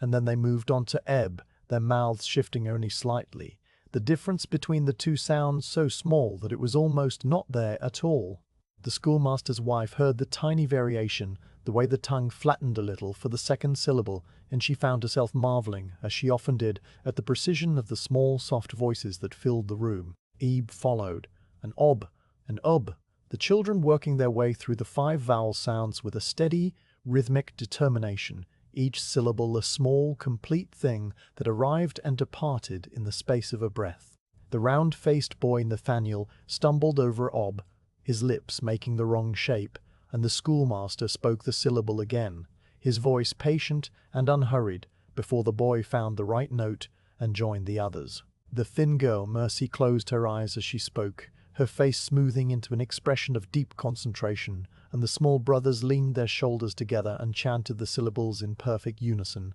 their voices blending so closely that they sounded like a single instrument. Patience, the tiniest girl, swung her feet in time with the rhythm, the soft thumping of her shoes against the bench leg, adding a quiet percussive undercurrent to the recitation, a small heartbeat that the schoolmaster's wife found herself listening for in the pauses. The recitation moved on to the next set of syllables, adding consonant after consonant to the steady core of the vowels, and the children's voices grew a little stronger as the combinations became more familiar. Ba, be, bi, bo, bo, they chanted, and then da, da, da, do, do, the hard sounds clicking off their tongues like small stones dropped into still water. The schoolmaster walked slowly along the front of the room, his shoes making their soft, measured tread on the floorboards, and he paused before each child in turn, his head tilting to catch the exact shape of the sound each small mouth was making. When he came to the small brothers, he reached down and gently separated their hornbooks, which had drifted together until they were nearly touching, and the brothers shifted apart by the width of a hand, their voices continuing without a break. The schoolmaster's wife watched this small, wordless correction with a quiet fondness, the kind of fondness that accumulates over years of seeing the same tiny misalignments and the same gentle setting right. The syllables continued in their slow, steady march, the children's voices rising and falling in a cadence that had become as familiar to the schoolmaster's wife as the ticking of the long case clock or the rustle of the elm leaves outside the window. Fa fa fa fa fo, they chanted, and then ga gay gee go go, the hard gatching in the backs of their throats, and the schoolmaster's wife let her gaze drift from the children's faces to the window where the morning light had shifted from honey to a clearer, brighter gold. The frost on the meadow grass had nearly vanished, retreating into the shadowed hollows where the sun had not yet reached, and the sky above the ridge was a pale, even blue without a single cloud. A bird called somewhere in the elm, a single clear note that hung in the air and then dissolved, and the schoolmaster's wife drew a long, slow breath and let her attention return to the room. The youngest children had come to the end of the syllable table, their voices a little hoarse from the long recitation, and the schoolmaster closed his hornbook again and gave them a small nod, the kind of nod that meant they had done well and could now return to their regular benches. They rose with a soft shuffling of shoes on pine, their hornbooks swinging from their wrists, and made their way back to their places among the older children, their faces flushed with the quiet pride of having completed a difficult thing. The older children shifted on the benches to make room, their woolen sleeves brushing together with a soft, hushing sound, and the room settled back into order. Now the schoolmaster called forward the next group, the scholars of 7 and 8 years who had mastered the syllables and were ready to recite the longer passages from the Hornbook, the Lord's Prayer and the Creed, and the simple moral couplets that were printed at the bottom of the page. They rose from their benches with the same quiet shuffling and arranged themselves in a row before the schoolmaster's platform, their hornbooks held open in their hands, their faces a little older and a little more solemn than the faces of the youngest children. The schoolmaster's wife recognized each one, the miller's son Thomas with his damp combed hair, the girl in the faded blue cloak whose name was Ruth, a tall boy called Edward who had a habit of clearing his throat before he spoke, and several others whose faces and names she held in her memory like a collection of smooth stones. The schoolmaster raised his hand, a small, quiet gesture that brought the children to stillness, and then he spoke the first words of the Lord's Prayer in his low, measured voice. "Our Father, which art in heaven," he began, and the children joined him, their voices rising together, the familiar words filling the room with a slow, rolling cadence that the schoolmaster's wife had heard on so many mornings that she could recite it in her sleep. "Hallowed be thy name," the children continued, their small mouths shaping the old, solemn syllables with the careful precision of those who did not yet fully understand the weight of the words, but understood that they mattered. The schoolmaster's wife bent her head over her mending, though she did not resume her stitching, and let the sound of the prayer wash over her like warm water, each phrase blending into the next in a stream that asked for nothing but attention. "Thy kingdom come, thy will be done, on earth as it is in heaven," the children recited, their voices growing a little more confident as they moved through the familiar territory of the prayer, and the schoolmaster walked among them with his ruler held loosely at his side, his lips moving silently along with the words. The tall boy Edward cleared his throat at the end of a phrase, a small dry sound that punctuated the flow, and then the recitation moved on. "Give us this day our daily bread," and the schoolmaster's wife thought of the noon bundles waiting on the shelf under the pegs, the bread and cheese and small clay pots of preserves that would soon be opened and shared in the quiet hour of the midday meal. The prayer came to its slow measured close, "For thine is the kingdom and the power and the glory forever. Amen." And the children let the final word hang in the air for a moment before they lowered their hornbooks. The schoolmaster gave them a brief nod, and then turned to the next page of his own hornbook, the page that held the Apostles' Creed, and the children straightened their shoulders and found the place on their printed sheets. "I believe in God the Father Almighty, maker of heaven and earth," they began, their voices a little steadier now, the words coming more easily as they settled into the rhythm of recitation. The schoolmaster's wife lifted her needle and drew it through the linen in time with the phrases, each stitch a small silent accompaniment to the ancient declaration of faith. The creed was longer than the Lord's Prayer, its sentences winding through a series of clauses and commas, and the children navigated the text with the careful attention of those who were still learning where the pauses belonged. "And in Jesus Christ, his only Son, our Lord," they recited, and several of them took a breath at the same moment, the small collective intake of air sounding like a soft wave drawing back from the shore. The schoolmaster's wife watched the row of faces, noting the way the miller's son Thomas furrowed his brow over a difficult phrase, the way the girl Ruth closed her eyes and let the words come from memory, the way the tall boy Edward straightened his collar between phrases as if preparing for the next long passage. The creed wound slowly to its conclusion, and the children's voices softened on the final words, "The life everlasting, Amen," letting the sound fall away into the waiting silence. The schoolmaster closed his hornbook and set it on his desk, and the children remained standing before the platform, knowing without being told that the recitation was not yet finished. The schoolmaster's wife shifted on her stool and looked down at the mending in her lap, the neat row of stitches that had grown along the cuff while the prayer and the creed had filled the room, and she tied a small knot in the end of the thread, biting it clean with her teeth before threading a new length of flax through the eye of the needle. Now the schoolmaster opened a different book, the thin volume of moral couplets that he kept on the corner of his desk for this part of the morning, and the children on the front platform opened their hornbooks to the final section,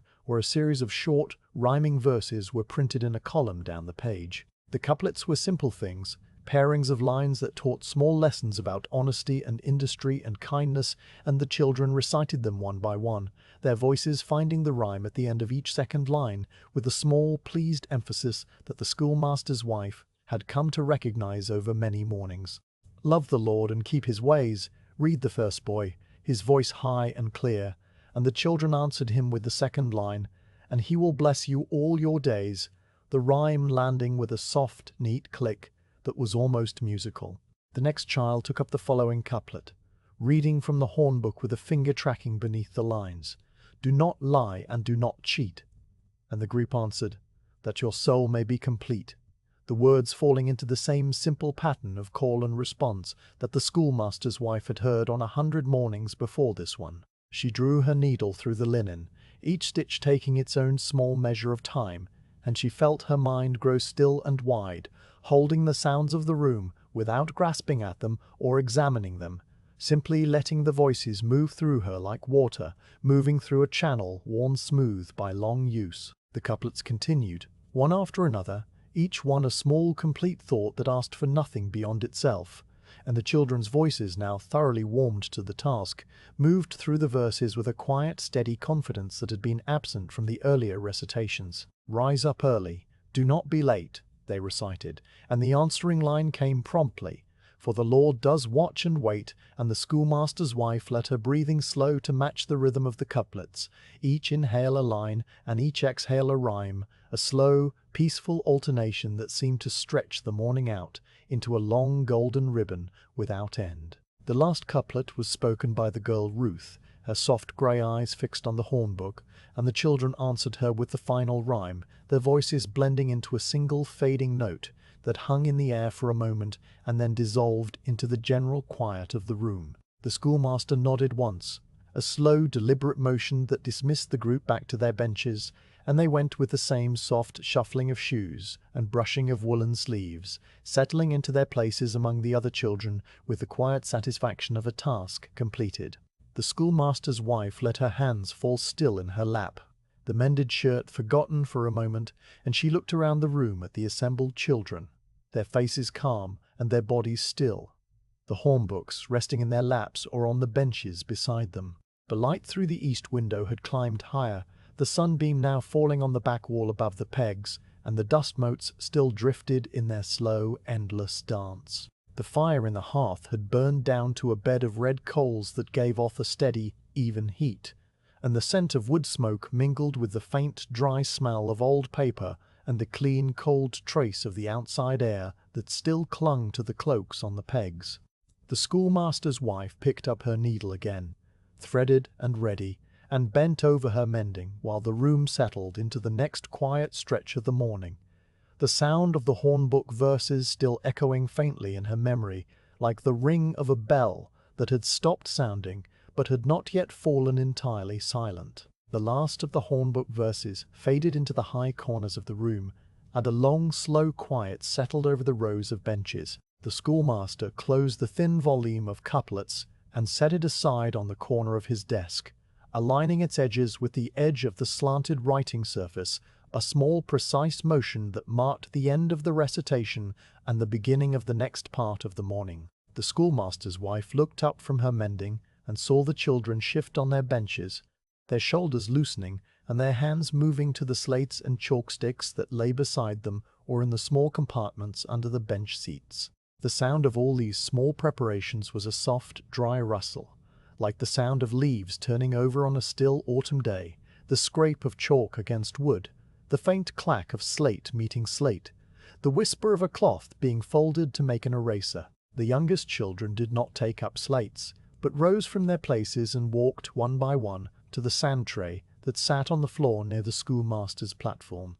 They knelt around it on the wide pine boards, their knees finding the same slight hollows where so many knees had pressed before them, and they looked up at the schoolmaster with the patient expectation of those who were about to receive a small, important task. The schoolmaster came down from his platform and stood beside the tray, his ruler held loosely at his side, and he traced the shape of a letter in the smooth grey sand with the tip of his finger, a slow, deliberate motion that the children watched with fixed attention. The sand parted under his touch, revealing the darker layer beneath, and the letter B appeared, its curves and straight lines as clear as any printed on a page. Now the children dipped their own fingers into the sand, the tips of their small, cold, roughened hands pressing into the cool, fine grains, and they began to copy the letter the schoolmaster had drawn. The sand made a soft, shifting sound as they worked, a sound so quiet that it was almost not a sound at all, more a sensation at the edge of hearing, the tiny friction of grain against grain and the faint, dry scratching of fingers against the wooden bottom of the tray. The round-faced boy Nathaniel pressed too hard and made a deep furrow that collapsed at the edges, and he smoothed it over with his palm and began again, his lower lip caught between his teeth. Patience drew a B that was too wide at the bottom, the curves ballooning out like a sail catching wind, and she looked up at the schoolmaster with a question in her eyes. He bent down and guided her hand with his own. A brief, light touch that showed her where the curves should turn, and she tried again, producing a letter that was smaller and neater, a B that sat squarely in the sand like a well-made bed. The schoolmaster's wife watched the sand tray work for a few minutes, her needle held still in her fingers, and then she folded her mending and set it on the stool beside her, rising quietly to her feet. She walked slowly across the room, her shoes making their soft, even sound on the floorboards, and she moved among the benches where the older children were bent over their slates. The light from the east window had climbed higher and now fell across the writing bench and the backs of the children on the second row, touching their hair and the edges of their wooden slates with a pale, clear gold. The scratching of chalk on slate was the dominant sound now, a steady, dry chorus of small, sharp noises that varied slightly from child to child, some heavy and deliberate, some light and quick, all blending together into a texture of sound that the schoolmaster's wife found deeply calming. She paused beside the girl Ruth, whose faded blue cloak hung on the peg behind her, and looked down at the slate the girl was holding. Ruth was copying a sentence from the Hornbook, her chalk moving slowly across the dark surface of the slate, the white letters appearing one by one in a careful, uneven hand. The sentence was a simple one, a short verse about the industrious bee, and the girl had made the B too large, so that the word B took up nearly a third of the line. The schoolmaster's wife bent down and pointed to the letter, her finger hovering just above the slate without touching it, and the girl looked up and nodded, taking up her damp cloth to erase the word and begin again. The cloth left a grey smear on the slate that slowly dried and vanished, and the girl's next attempt was smaller, more contained, the letters fitting together in a neat, orderly row. Farther down the bench, the miller's son Thomas was working on his sums, his slate divided into neat columns by lines drawn with the edge of a ruler. He wrote figures in a small, precise hand, adding and subtracting with the steady concentration of a much older scholar, his tongue held between his teeth and his spectacles sliding down his nose.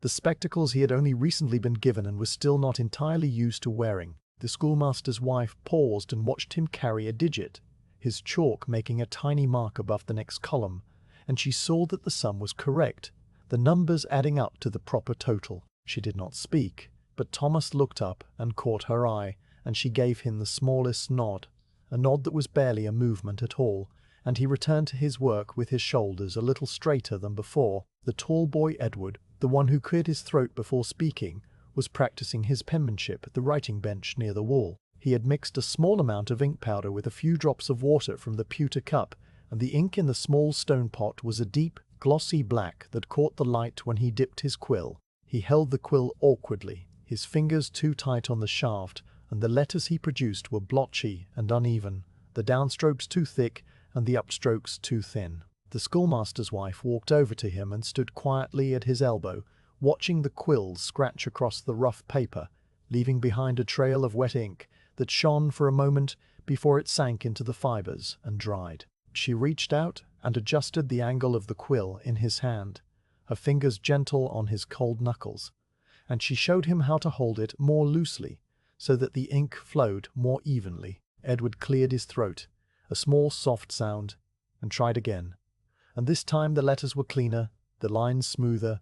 and he nodded to himself, a small private acknowledgement of the improvement. The room had grown very quiet now, the kind of quiet that is made of many small sounds rather than the absence of sound. The fire in the hearth murmured and popped. The sand in the tray made its soft, shifting whisper. The chalk scratched and squeaked against the slates, and occasionally a child would set down a slate with a low wooden clack or drop a chalk stick onto the bench with a small dry rattle. The schoolmaster moved among the benches with his hands clasped behind his back, pausing here and there to examine a slate or to bend and speak a quiet word into a child's ear, his voice so low that no one else in the room could hear what he said. The schoolmaster's wife returned to her stool by the east window and stood there for a moment, looking out through the wavy glass at the world beyond. The morning had fully arrived. The frost was entirely gone from the meadow grass, and the pale, dry stalks bent and straightened under a breeze that was just beginning to stir, a breeze that ruffled the surface of the puddles in the cart ruts and sent a few remaining oak leaves skittering across the frozen dirt of the lane. A woman walked past on the road, a basket over her arm and a woolen shawl pulled tight around her shoulders, and the schoolmaster's wife watched her until she rounded the bend by the old sawyer's place and vanished behind the stand of birch trees. The sky was still clear, still that pale, even blue that had been there since dawn, and the sun was now high enough that the shadow of the schoolhouse had shrunk back against its own wall,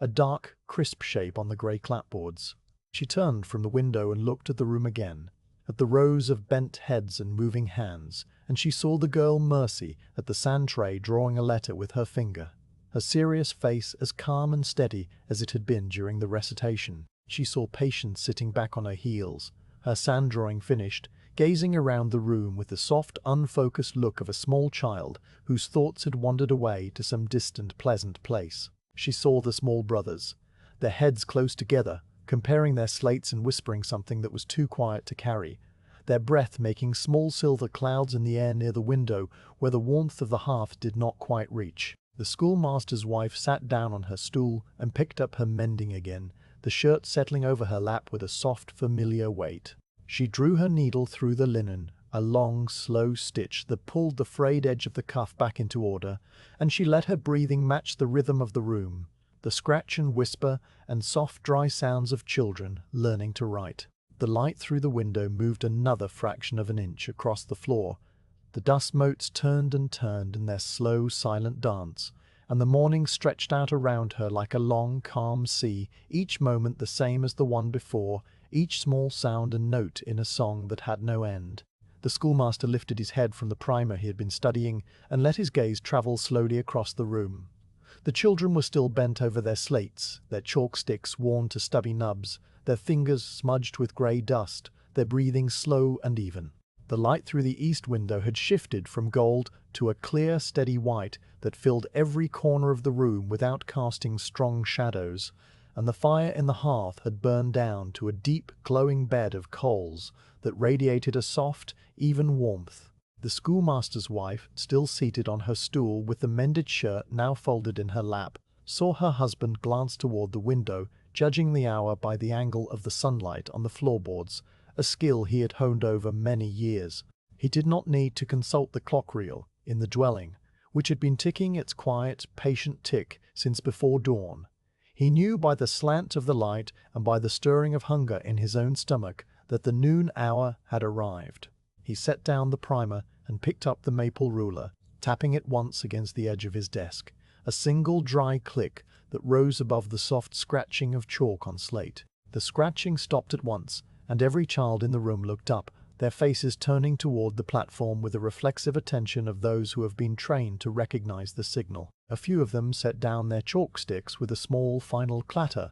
Others wiped their fingers on their aprons or on the bits of cloth they kept for erasing. The schoolmaster did not speak at first, only looked at them with his calm, level gaze, and then he said, in his low, unhurried voice, that the noon hour was upon them, and they might go outside to take their meal and stretch their limbs before the afternoon lessons. A soft rustle passed through the benches as the children began to move, their shoes shifting on the floorboards, their slates being set aside in the compartments under the seats. The youngest children at the sand tray wiped their sandy fingers on their breeches and rose from their knees, their legs stiff from kneeling, and they looked up at the schoolmaster with wide, questioning eyes until he nodded again, a small, deliberate nod that meant, "Yes, you may go." Then they joined the general drift of small bodies moving toward the shelf under the pegs, where the noon bundles waited in their neat row. The schoolmaster's wife rose from her stool and crossed to the shelf to help the smaller children retrieve their provisions. She handed down a linen bundle to Patience, the tiny girl, who clutched it to her chest with both hands as if it were a small animal that might wriggle away, and she lifted a clay pot tied with twine from the shelf and placed it into the hands of the miller's son Thomas, who nodded his thanks with a quick, serious bob of his head. The children collected their cloaks from the pegs, working their arms into the heavy woolen sleeves, and the room filled with the soft, hushing sound of fabric being pulled and adjusted, and the occasional muffled thump of a child bumping against a bench in the process. The schoolmaster walked to the door and lifted the flat stone, pulling the heavy door open so that the cold, bright air poured in, a clean, sharp current that cut through the warmth of the room and made the fire flicker in the hearth. The children filed out one by one, their shoes scraping on the stone doorstep, their breath blooming in small white clouds the moment they crossed the threshold. Some of them settled on the wide stone step outside the door, their cloaks pulled tight, and unwrapped their bread and cheese with cold, clumsy fingers. Others wandered across the frozen yard to the big elm that stood at the edge of the clearing, its bare branches a dark, intricate net against the pale sky, and they sat down on the exposed roots or on the thin, frost-killed grass that crackled under their weight. The schoolmaster's wife stood in the doorway for a moment, her shawl drawn around her shoulders, and watched them disperse like seeds scattered on still water, each small figure finding its own place in the cold sunshine. The air outside was sharp and clean, the kind of autumn air that smells of dry leaves and cold earth, and the faint, distant tang of wood smoke from the other village chimneys. The sun was high now, nearly overhead, and the shadows were short and dark, pooled at the bases of the elm trees and the stone walls. A few birds moved in the bare branches, small dark shapes that hopped from twig to twig and then flew off toward the forest, their calls thin and high and quickly gone. The children's voices drifted back to her, low and murmured, and punctuated by the occasional soft laugh, the sound of a quiet joke shared between friends,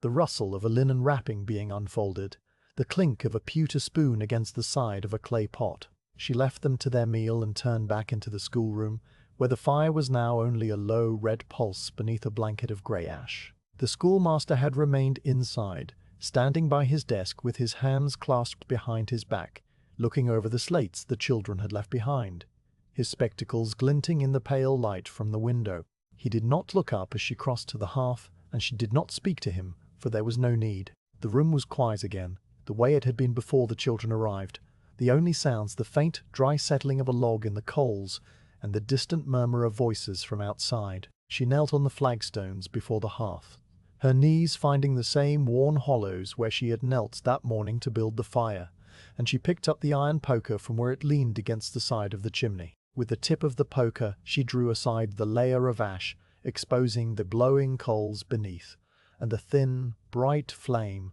licked up at the fresh air, orange and blue at its base. The coals glowed with a deep, steady red, pulsing almost imperceptibly, like the slow, calm heartbeat of the room itself. She let the heat wash over her face for a moment, feeling the warmth sink into her cheeks and her brow, and then she reached for the woodpile stacked beside the hearth and selected a split log of dry maple, its surface rough and silver grey, its ends showing the concentric rings of many years of growth. She laid the log across the coals with both hands, placing it carefully so that it would not roll, and for a moment nothing happened, except that the bark began to blacken and curl. Then a small flame appeared at the edge of the log, a tiny, wavering tongue of orange that clung to the wood and then spread, slowly, steadily, finding the dry inner fibers and feeding on them. The flame grew taller and stronger, and soon the whole log was wrapped in a soft, murmuring fire,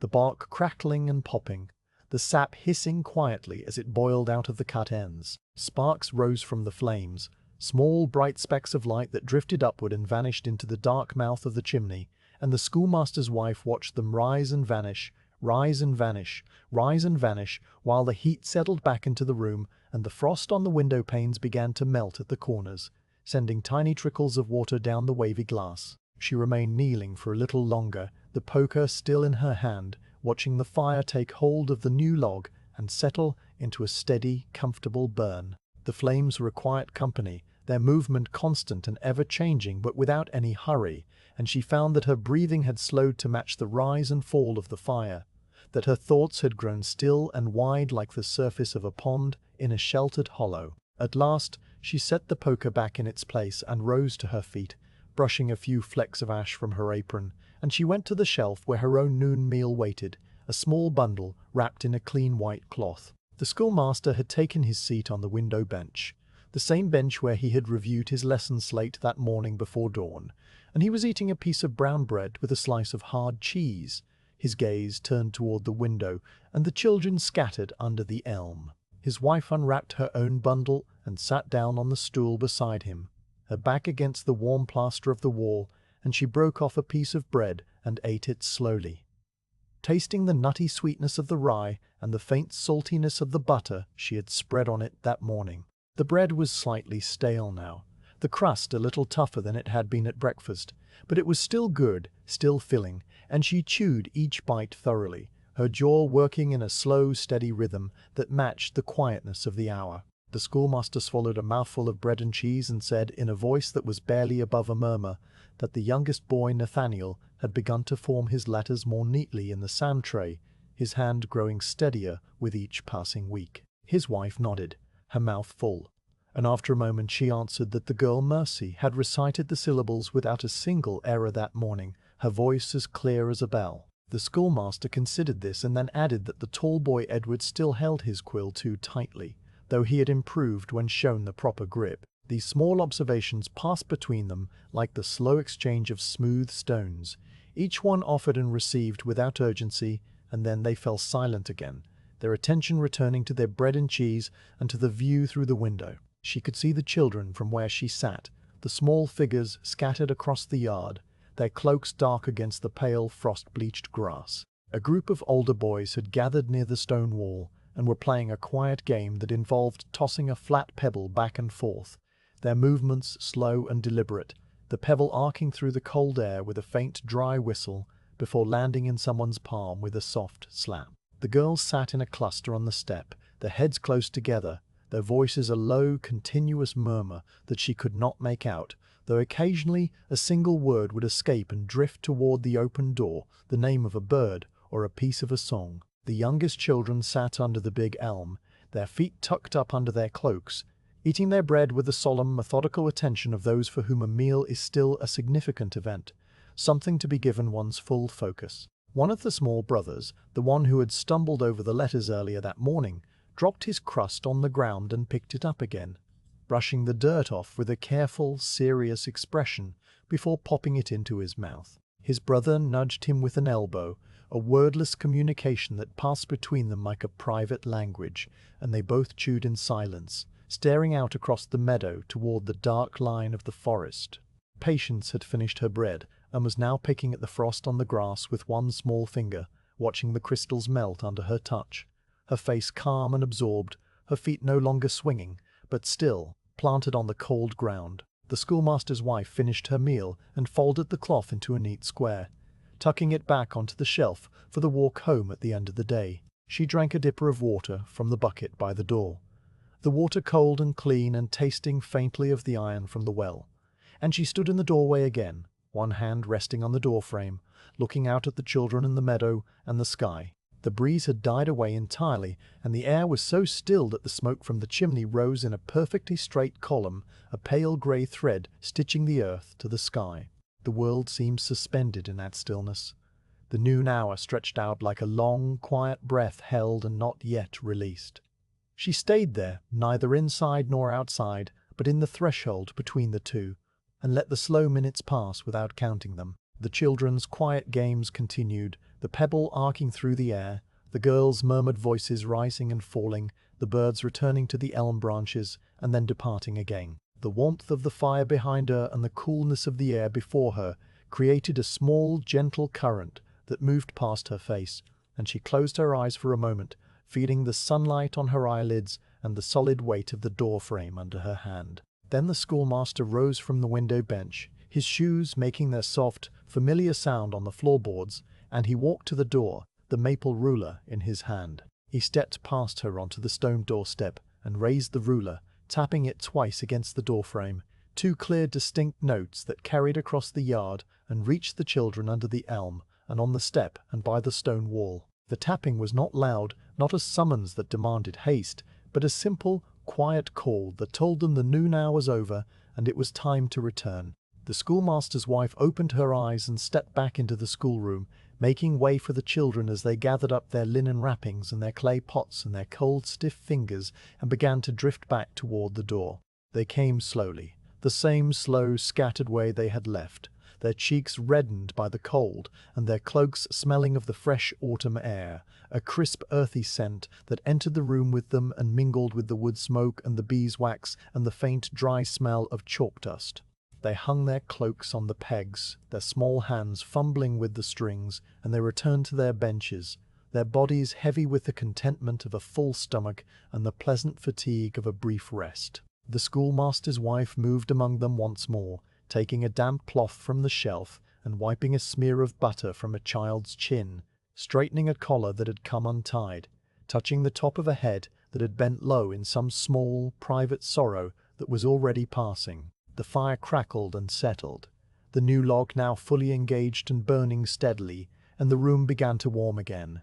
the cold draught from the open door retreating back into the corners. The schoolmaster closed the door, the heavy wood settling into its frame with a low, solid thud, and he walked to his platform and stood behind his desk, waiting for the last child to find a seat, and for the last whisper to die away. The schoolmaster's wife returned to her stool by the east window and picked up the mended shirt, folding it neatly and setting it aside, and then she took up another piece of mending from the basket at her feet, a small tear in the elbow of a boy's shirt that wanted a patch,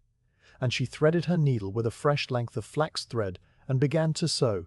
the needle dipping and rising in the quiet afternoon light. Outside the sky held its pale, even blue, and inside the room settled back into the patient stillness that preceded the next lesson, a stillness that was as deep and as calm as the noon hour that had just passed. The noon hour folded itself away, and the schoolroom settled once more into its quiet, patient order. The children had returned from the yard with their cheeks still pink from the cold, and their cloaks smelling of the crisp autumn air, and now they sat on their benches with their hands folded in their laps, their eyes turned toward the schoolmaster, who stood behind his desk with the primer open before him. The fire in the hearth had been fed again and was burning with a low, steady murmur, its warmth spreading outward in slow, invisible waves that reached every corner. The schoolmaster's wife had taken up a new piece of mending, a boy's woolen stocking with a hole worn through the heel, and she had drawn her needle through the coarse yarn only a few times when the schoolmaster cleared his throat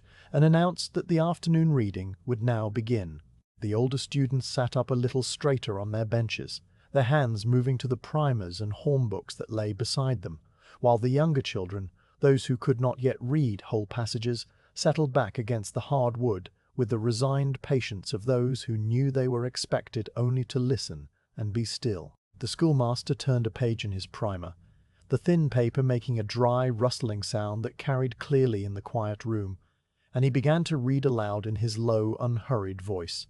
a voice that seemed to come from somewhere deep in his chest and to resonate softly against the plaster walls and the dark ceiling beams. He read from the book of Psalms, the ancient words rolling out across the room in a slow, measured cadence that rose and fell like the breathing of a sleeping person. "The Lord is my shepherd," he read, and the older children followed along in their own books, their fingers tracing beneath the lines of type, their lips moving silently or forming the barest whisper of sound. "I shall not want," the schoolmaster continued, and the words hung in the air for a moment before they dissolved into the next phrase, each one a small, complete thing that asked for nothing beyond itself. The schoolmaster's wife drew her needle through the stocking, the coarse woolen yarn pulling against the linen thread, and she let her mind drift on the current of the reading, not attending to the meaning of each word, but letting the sound of them wash over her like the sound of a distant stream. "He maketh me to lie down in green pastures," the schoolmaster read, and the light through the east window, which had been a clear, steady white, began to soften almost imperceptibly, taking on the first faint hint of the deeper gold that would come later in the afternoon. The shadow of the elm outside, which had been short and dark at noon, now stretched a little longer across the frozen grass, its bare branches outlined against the pale blue sky like the finest lines of a pen drawing. The schoolmaster's wife noticed these changes without remarking on them, her eyes lifting for a moment from her mending to the window where a single, small cloud had appeared above the ridge, a thin, wispy thing that moved slowly across the sky and then dissolved into nothing. "He leadeth me beside the still waters," the schoolmaster continued, and the older children, who had been following along in their primers, now began to join in, their voices rising in a soft, uncertain chorus that blended with the schoolmaster's deeper tones. "He restoreth my soul," they read together, and the sound of all those voices speaking the same words at the same moment created a kind of low, resonant hum that seemed to vibrate in the very floorboards and in the wooden benches and in the chest of the schoolmaster's wife, who found that her breathing had slowed to match the rhythm of the psalm. The stocking lay in her lap, her needle paused in mid-stitch, and her eyes, which had been fixed on the hole she was mending, now gazed at nothing in particular, the way one gazes at a distant hillside or a calm sea. The psalm came to its gentle close. "Surely goodness and mercy shall follow me all the days of my life."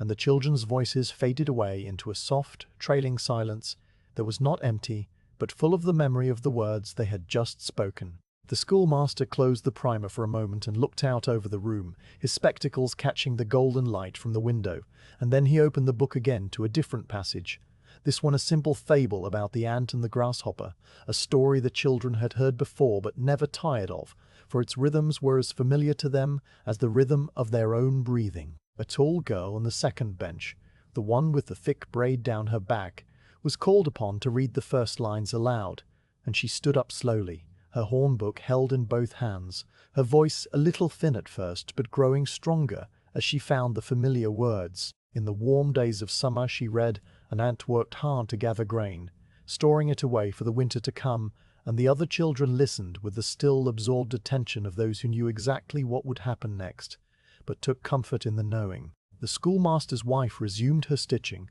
the needle moving in and out of the wool in a slow, steady rhythm, and she watched the girl read, watched the way the afternoon light fell across her braided hair and made the pale strands shine like spun flax. A boy on the front bench read the next part, his voice cracking once on a difficult word before he righted himself and continued, describing how the grasshopper laughed at the ant and refused to work, preferring to sing and dance in the long summer days. The boy's voice was high and clear, with the faint, reedy quality of a voice that was just beginning to change, and he read the words with the careful, deliberate pronunciation of someone who had practiced them many times. The schoolmaster nodded at him when he finished, a small, slow nod that was barely perceptible, and the boy sat down with a satisfied settling of his shoulders. Another child read the next section, the part where winter came and the grasshopper found himself cold and hungry, and the children's faces grew solemn as they listened,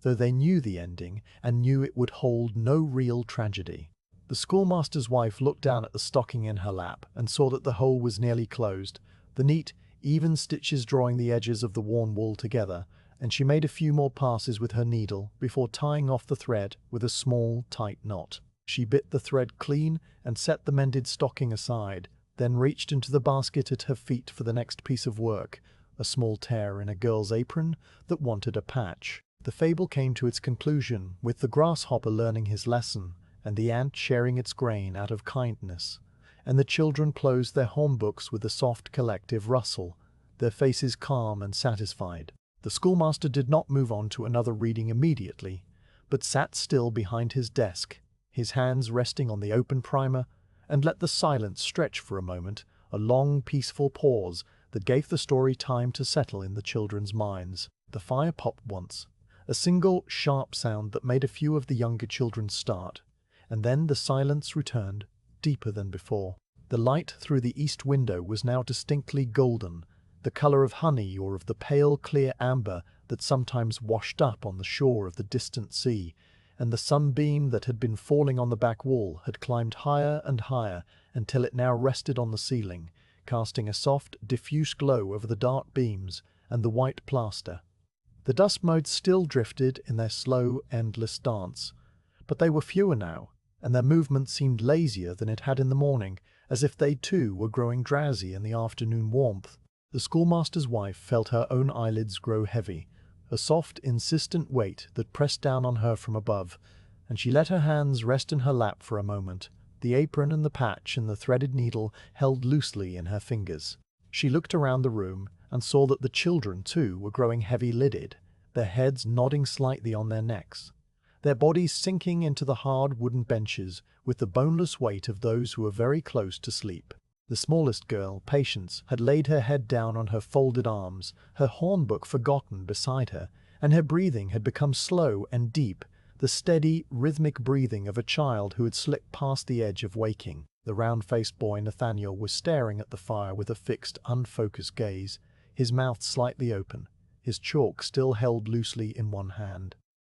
The tall boy Edward rubbed his eyes with the back of his hand and stifled a yawn, his shoulders slumping under his dark coat. The afternoon drowsiness was a familiar visitor to the schoolroom, one that came at this hour of every day, and the schoolmaster knew better than to fight it. He rose from his chair, his shoes making their soft measured sound on the floorboards, and he walked to the window where he stood looking out at the meadow and the forest and the pale gold sky. The schoolmaster's wife watched him for a moment, the familiar outline of his shoulders, and the way the light caught the grey at his temples, and then she looked down at the apron in her lap and began to stitch the patch into place, her needle moving with the same slow, automatic rhythm that had carried her through the morning and the noon hour, and now into the late afternoon. The schoolmaster returned to his desk and picked up the primer once more, turning to a passage in the Gospel of Matthew, the familiar story of the loaves and fishes, and he began to read aloud in his low, measured voice, a voice that was softer now than it had been in the morning,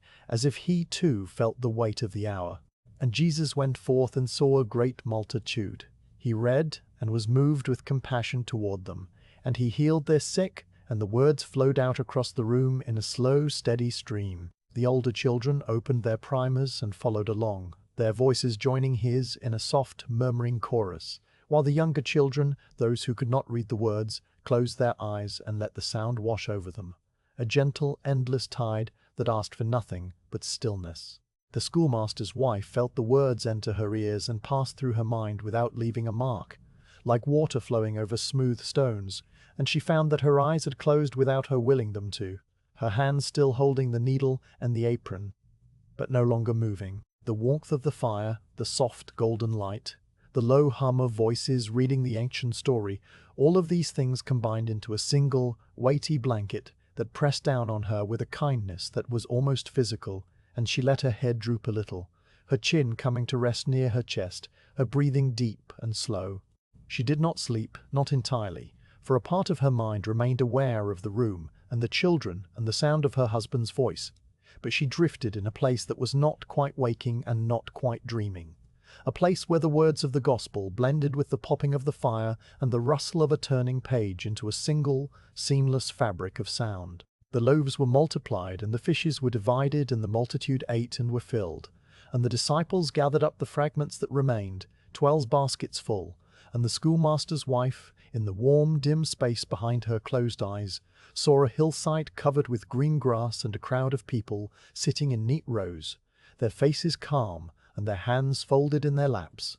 The very image of the schoolroom itself, translated into some ancient, sunlit landscape. She opened her eyes slowly, the way one rises from deep water, and found that the light had shifted again while she had been drifting. The sunbeam had moved off the ceiling entirely, and now fell on the west wall, a low, slanted stripe of deep gold that touched the edge of the peg rack and made the brass tacks on the hanging cloaks glint like tiny stars. The room was very quiet now, the children all still and silent, some with their heads bowed over their primers and others with their eyes closed, their breathing slow and even. The schoolmaster had stopped reading and was sitting at his desk with his own eyes closed, his hands folded on the open book, his spectacles pushed up on his forehead. The schoolmaster's wife looked at him for a long moment. This man she had shared so many quiet afternoons with, his face relaxed and peaceful in the golden light.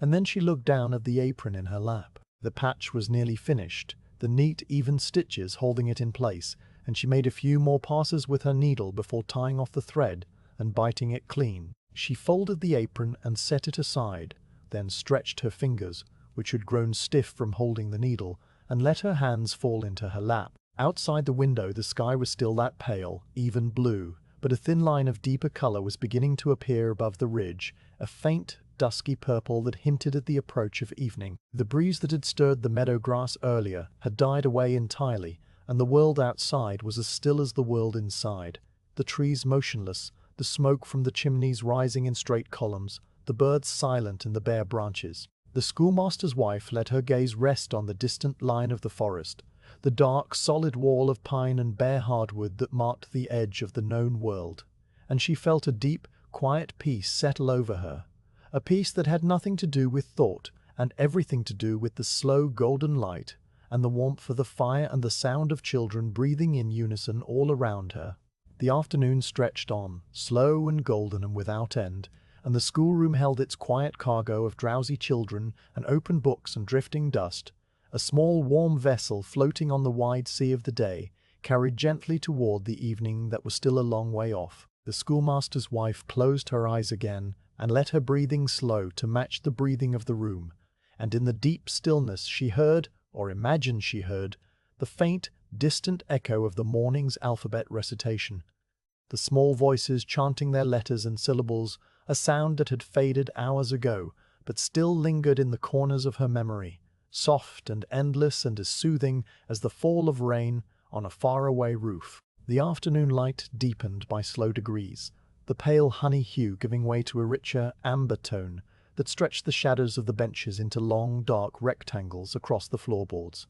The schoolmaster, who had been sitting with his eyes closed and his hands folded on the open primer, stirred at last and pushed his spectacles back down onto his nose. He looked out over the room with the same calm, level gaze he had worn all day, and the schoolmaster's wife, still seated on her stool by the east window, saw the small, subtle change in his posture that meant the end of the school day had arrived. She folded the last piece of mending, a small, neat patch on a child's apron, and set it in the basket at her feet, brushing a stray thread from her lap and smoothing her apron with hands that moved from long habit, not from any need for tidiness. The children had grown very still during the final hour, their bodies heavy with the accumulated drowsiness of the warm room and the soft light and the slow, rhythmic reading. A few of the youngest ones had fallen entirely asleep, their heads resting on their folded arms or propped against the shoulders of their older siblings, their breathing deep, and slow and even.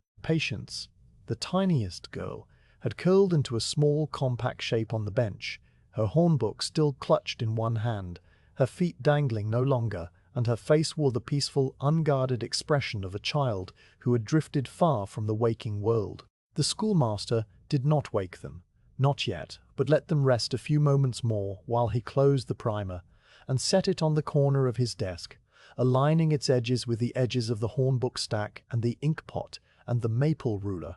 a small, precise ritual that he performed at the close of every day. The schoolmaster's wife rose from her stool, her knees stiff from sitting in one position for so long, and she crossed to the hearth where the fire had once again burned down to a deep red bed of coals. She took up the iron poker and drew the coals together into a compact mound, then spread a thin layer of ash over them with a gentle, practiced motion, banking the fire for the night so that it would hold its warmth until morning. The ashes settled over the coals with a soft, dry whisper, and the glow beneath them dimmed to a faint, pulsing orange that was barely visible under the grey blanket. She set the poker back in its place beside the chimney and wiped her hands on her apron, then turned to face the room. The schoolmaster now stood before his desk with his hands clasped behind his back, and he spoke in his low, unhurried voice, calling the children to attention for the final prayer and hymn of the day. The older children nudged the younger ones awake, small, gentle proddings of elbows, and whispered words that stirred the sleepers from their dreams and brought them blinking back into the golden light of the schoolroom. Patience sat up slowly, rubbing her eyes with the back of her hand, her hornbook sliding from her lap to the floor with a soft wooden clatter that made several heads turn. One of the small brothers retrieved it for her and pressed it back into her hands, and she clutched it to her chest with the same serious, deliberate care she had shown that morning. The room filled with the soft rustle of straightening clothes and the quiet shuffle of shoes finding their places on the floorboards,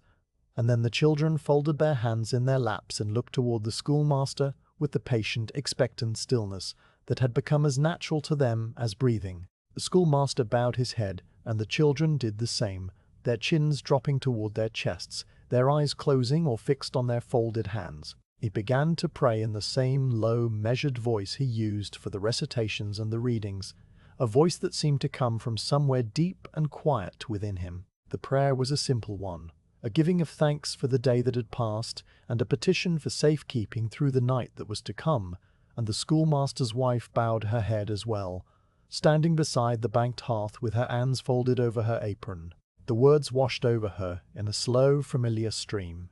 the same words she had heard at the close of every school day for years beyond counting, and she felt her breathing slow and her shoulders drop as the prayer continued, each phrase a small, steady step toward the silence that would follow. The prayer ended with a soft, collective amen that rose from the children's lips and hung in the air for a moment before it dissolved into the high corners of the room. The schoolmaster lifted his head, and the children lifted theirs, and then the schoolmaster raised one hand and began to beat time with a small, gentle motion, a slow, even pulse that the children recognized at once. They drew breath together and began to sing a psalm, one of the simple, metrical settings that they had practiced many times before, their thin, high voices blending into a single, wavering line of sound that rose and fell with the cadence of the melody. The tune was a plain one, easy to follow and easy to remember, the kind of tune that settled into the ear and stayed there long after the singing had stopped. The words were familiar too, a short psalm of trust and rest, and the children sang them without needing to look at their hornbooks, their eyes fixed on the schoolmaster's moving hand or gazing unfocused toward the window and the pale gold sky beyond. The schoolmaster's wife joined the singing very softly, her voice barely more than a murmur, the melody a quiet hum in her throat that mingled with the children's voices without standing out from them. The hymn rose and fell, the sound filling the schoolroom from the floorboards to the rafters, and then it came to its slow, gentle close,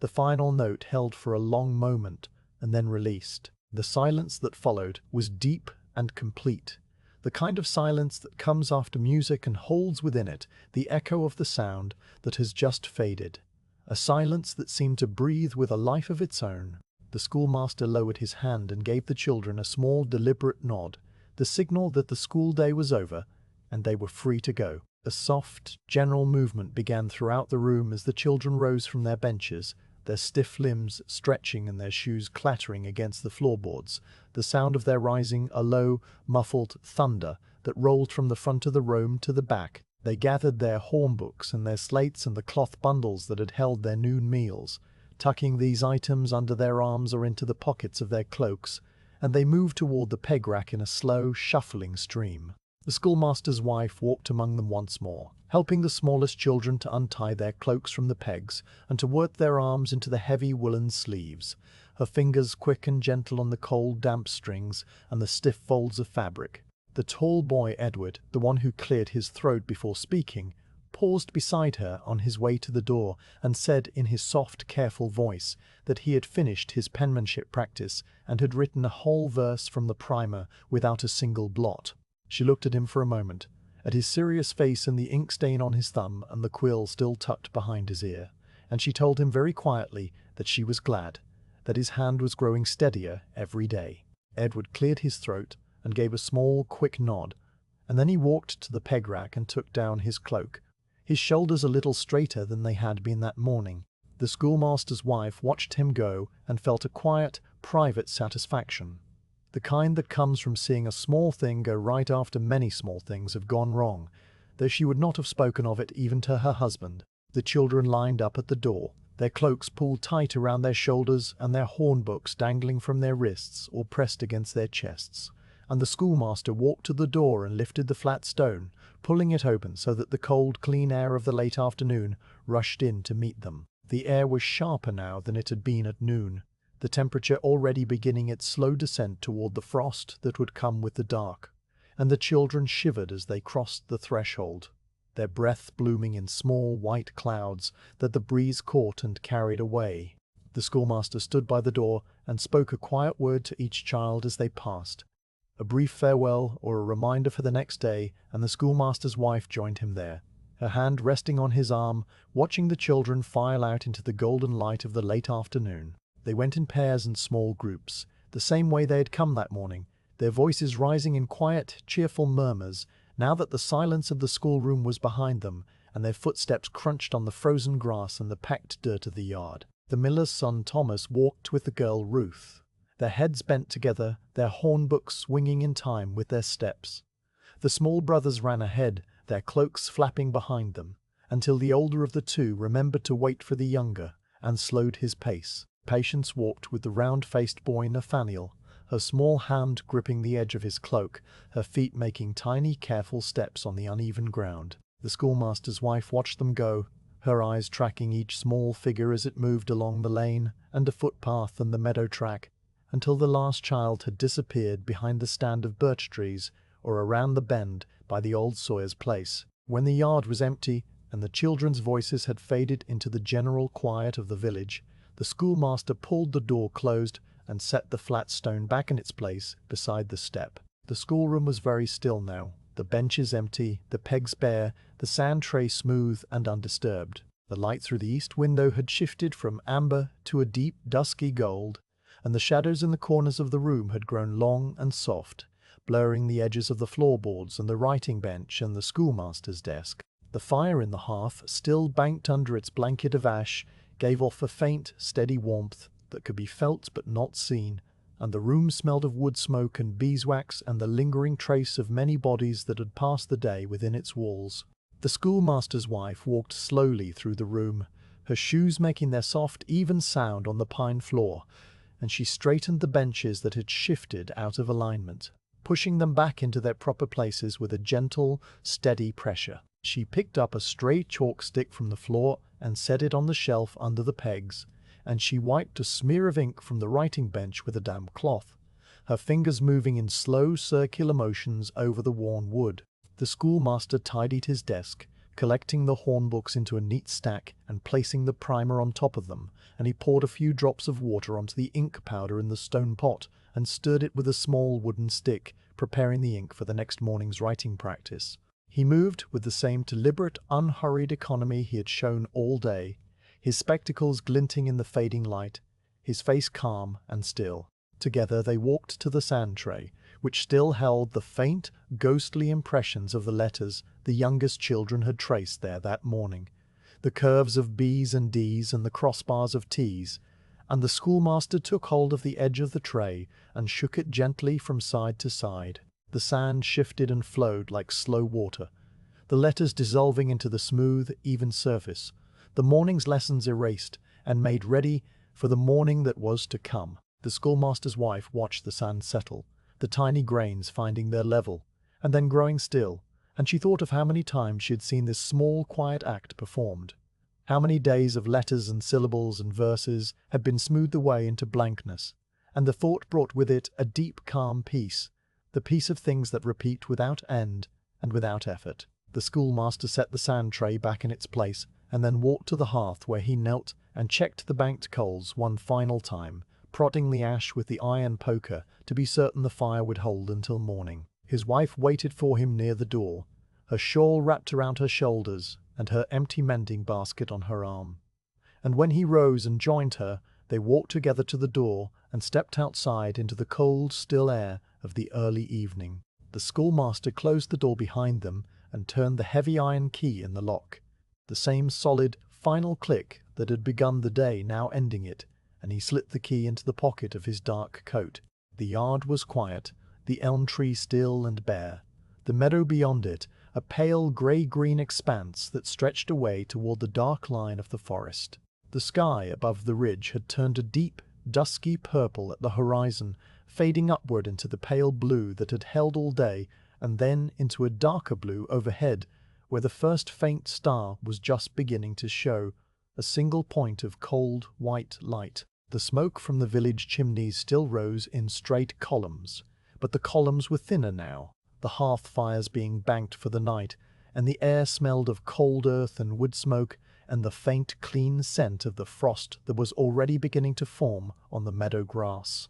The schoolmaster's wife walked the few steps back to the small dwelling that was attached to the schoolhouse, her shoes crunching on the frozen ground, and she pushed open the door and stepped into the warmth of the main room. The clock reel still ticked on the wall, its steady, patient voice welcoming her back, and the coals in the small hearth still glowed under their layer of ash, just as she had left them that morning a lifetime ago. She set her mending basket on the floor beside her stool and hung her shawl on its peg, and then she moved about the room in the slow, familiar routine of the evening, filling the kettle with fresh water and hanging it over the fire, setting out 2 pewter cups on the long pine table, breaking a piece of dried apple into a small brown bowl. The schoolmaster came in behind her and took his seat on the window bench, the same bench where he had sat that morning, reviewing his lesson slate in the grey light before dawn. He removed his spectacles and rubbed the bridge of his nose with 2 fingers, a small tie gesture that she knew well, and then he leaned back against the wall and closed his eyes, his hands resting in his lap. She did not speak to him, for there was no need, and she moved quietly about the room, preparing their simple evening meal of bread and cheese and tea, the water heating slowly in the kettle, the steam beginning to rise in thin, curling wisps that caught the light from the single candle she had lit on the mantel. When the tea was ready, she poured it into the 2 pewter cups and carried one to her husband, who opened his eyes and took it with a quiet word of thanks, his fingers wrapping around the warm metal. She sat down on the stool across from him, her own cup cradled in her hands, and she sipped the tea slowly, feeling the warmth travel down her throat and spread through her chest, easing the small tired ache in her shoulders and her back. The room was very quiet now, quieter even than it had been in the schoolhouse, the only sounds the tick of the clock reel and the soft, steady breathing of the 2 of them sitting together in the candlelight. Outside, the sky had deepened to a full, dark blue, and the single star that had appeared above the ridge had been joined by a dozen others, cold and bright and very far away. The village was silent, the lanes and the footpaths empty, the children long since home and warmed by their own hearth fires, their hornbooks set aside until morning, their day's lessons already fading from their waking minds but settling somewhere deeper, into the place where all learned things go to become part of the self. The schoolmaster's wife thought of the children, of their small, serious faces and their thin, high voices, of the way Patience had swung her feet and Nathaniel had sucked on his lower lip and the small brothers had leaned their shoulders together, and she felt a quiet, abiding affection for all of them, an affection that was as steady and as undemanding as the light of the stars outside the window. She finished her tea and set the cup on the table, and she sat for a while longer in the warmth of the fire, letting the long, slow tide of the day carry her toward rest. The schoolmaster rose and banked the hearth for the night, spreading a last layer of ash over the coals so that they would hold their warmth until morning, and then he offered her his hand, and she took it and rose to her feet. They walked together to the small bedroom at the back of the dwelling, where the heavy blankets were turned down and the single window showed a square of dark, star-scattered sky,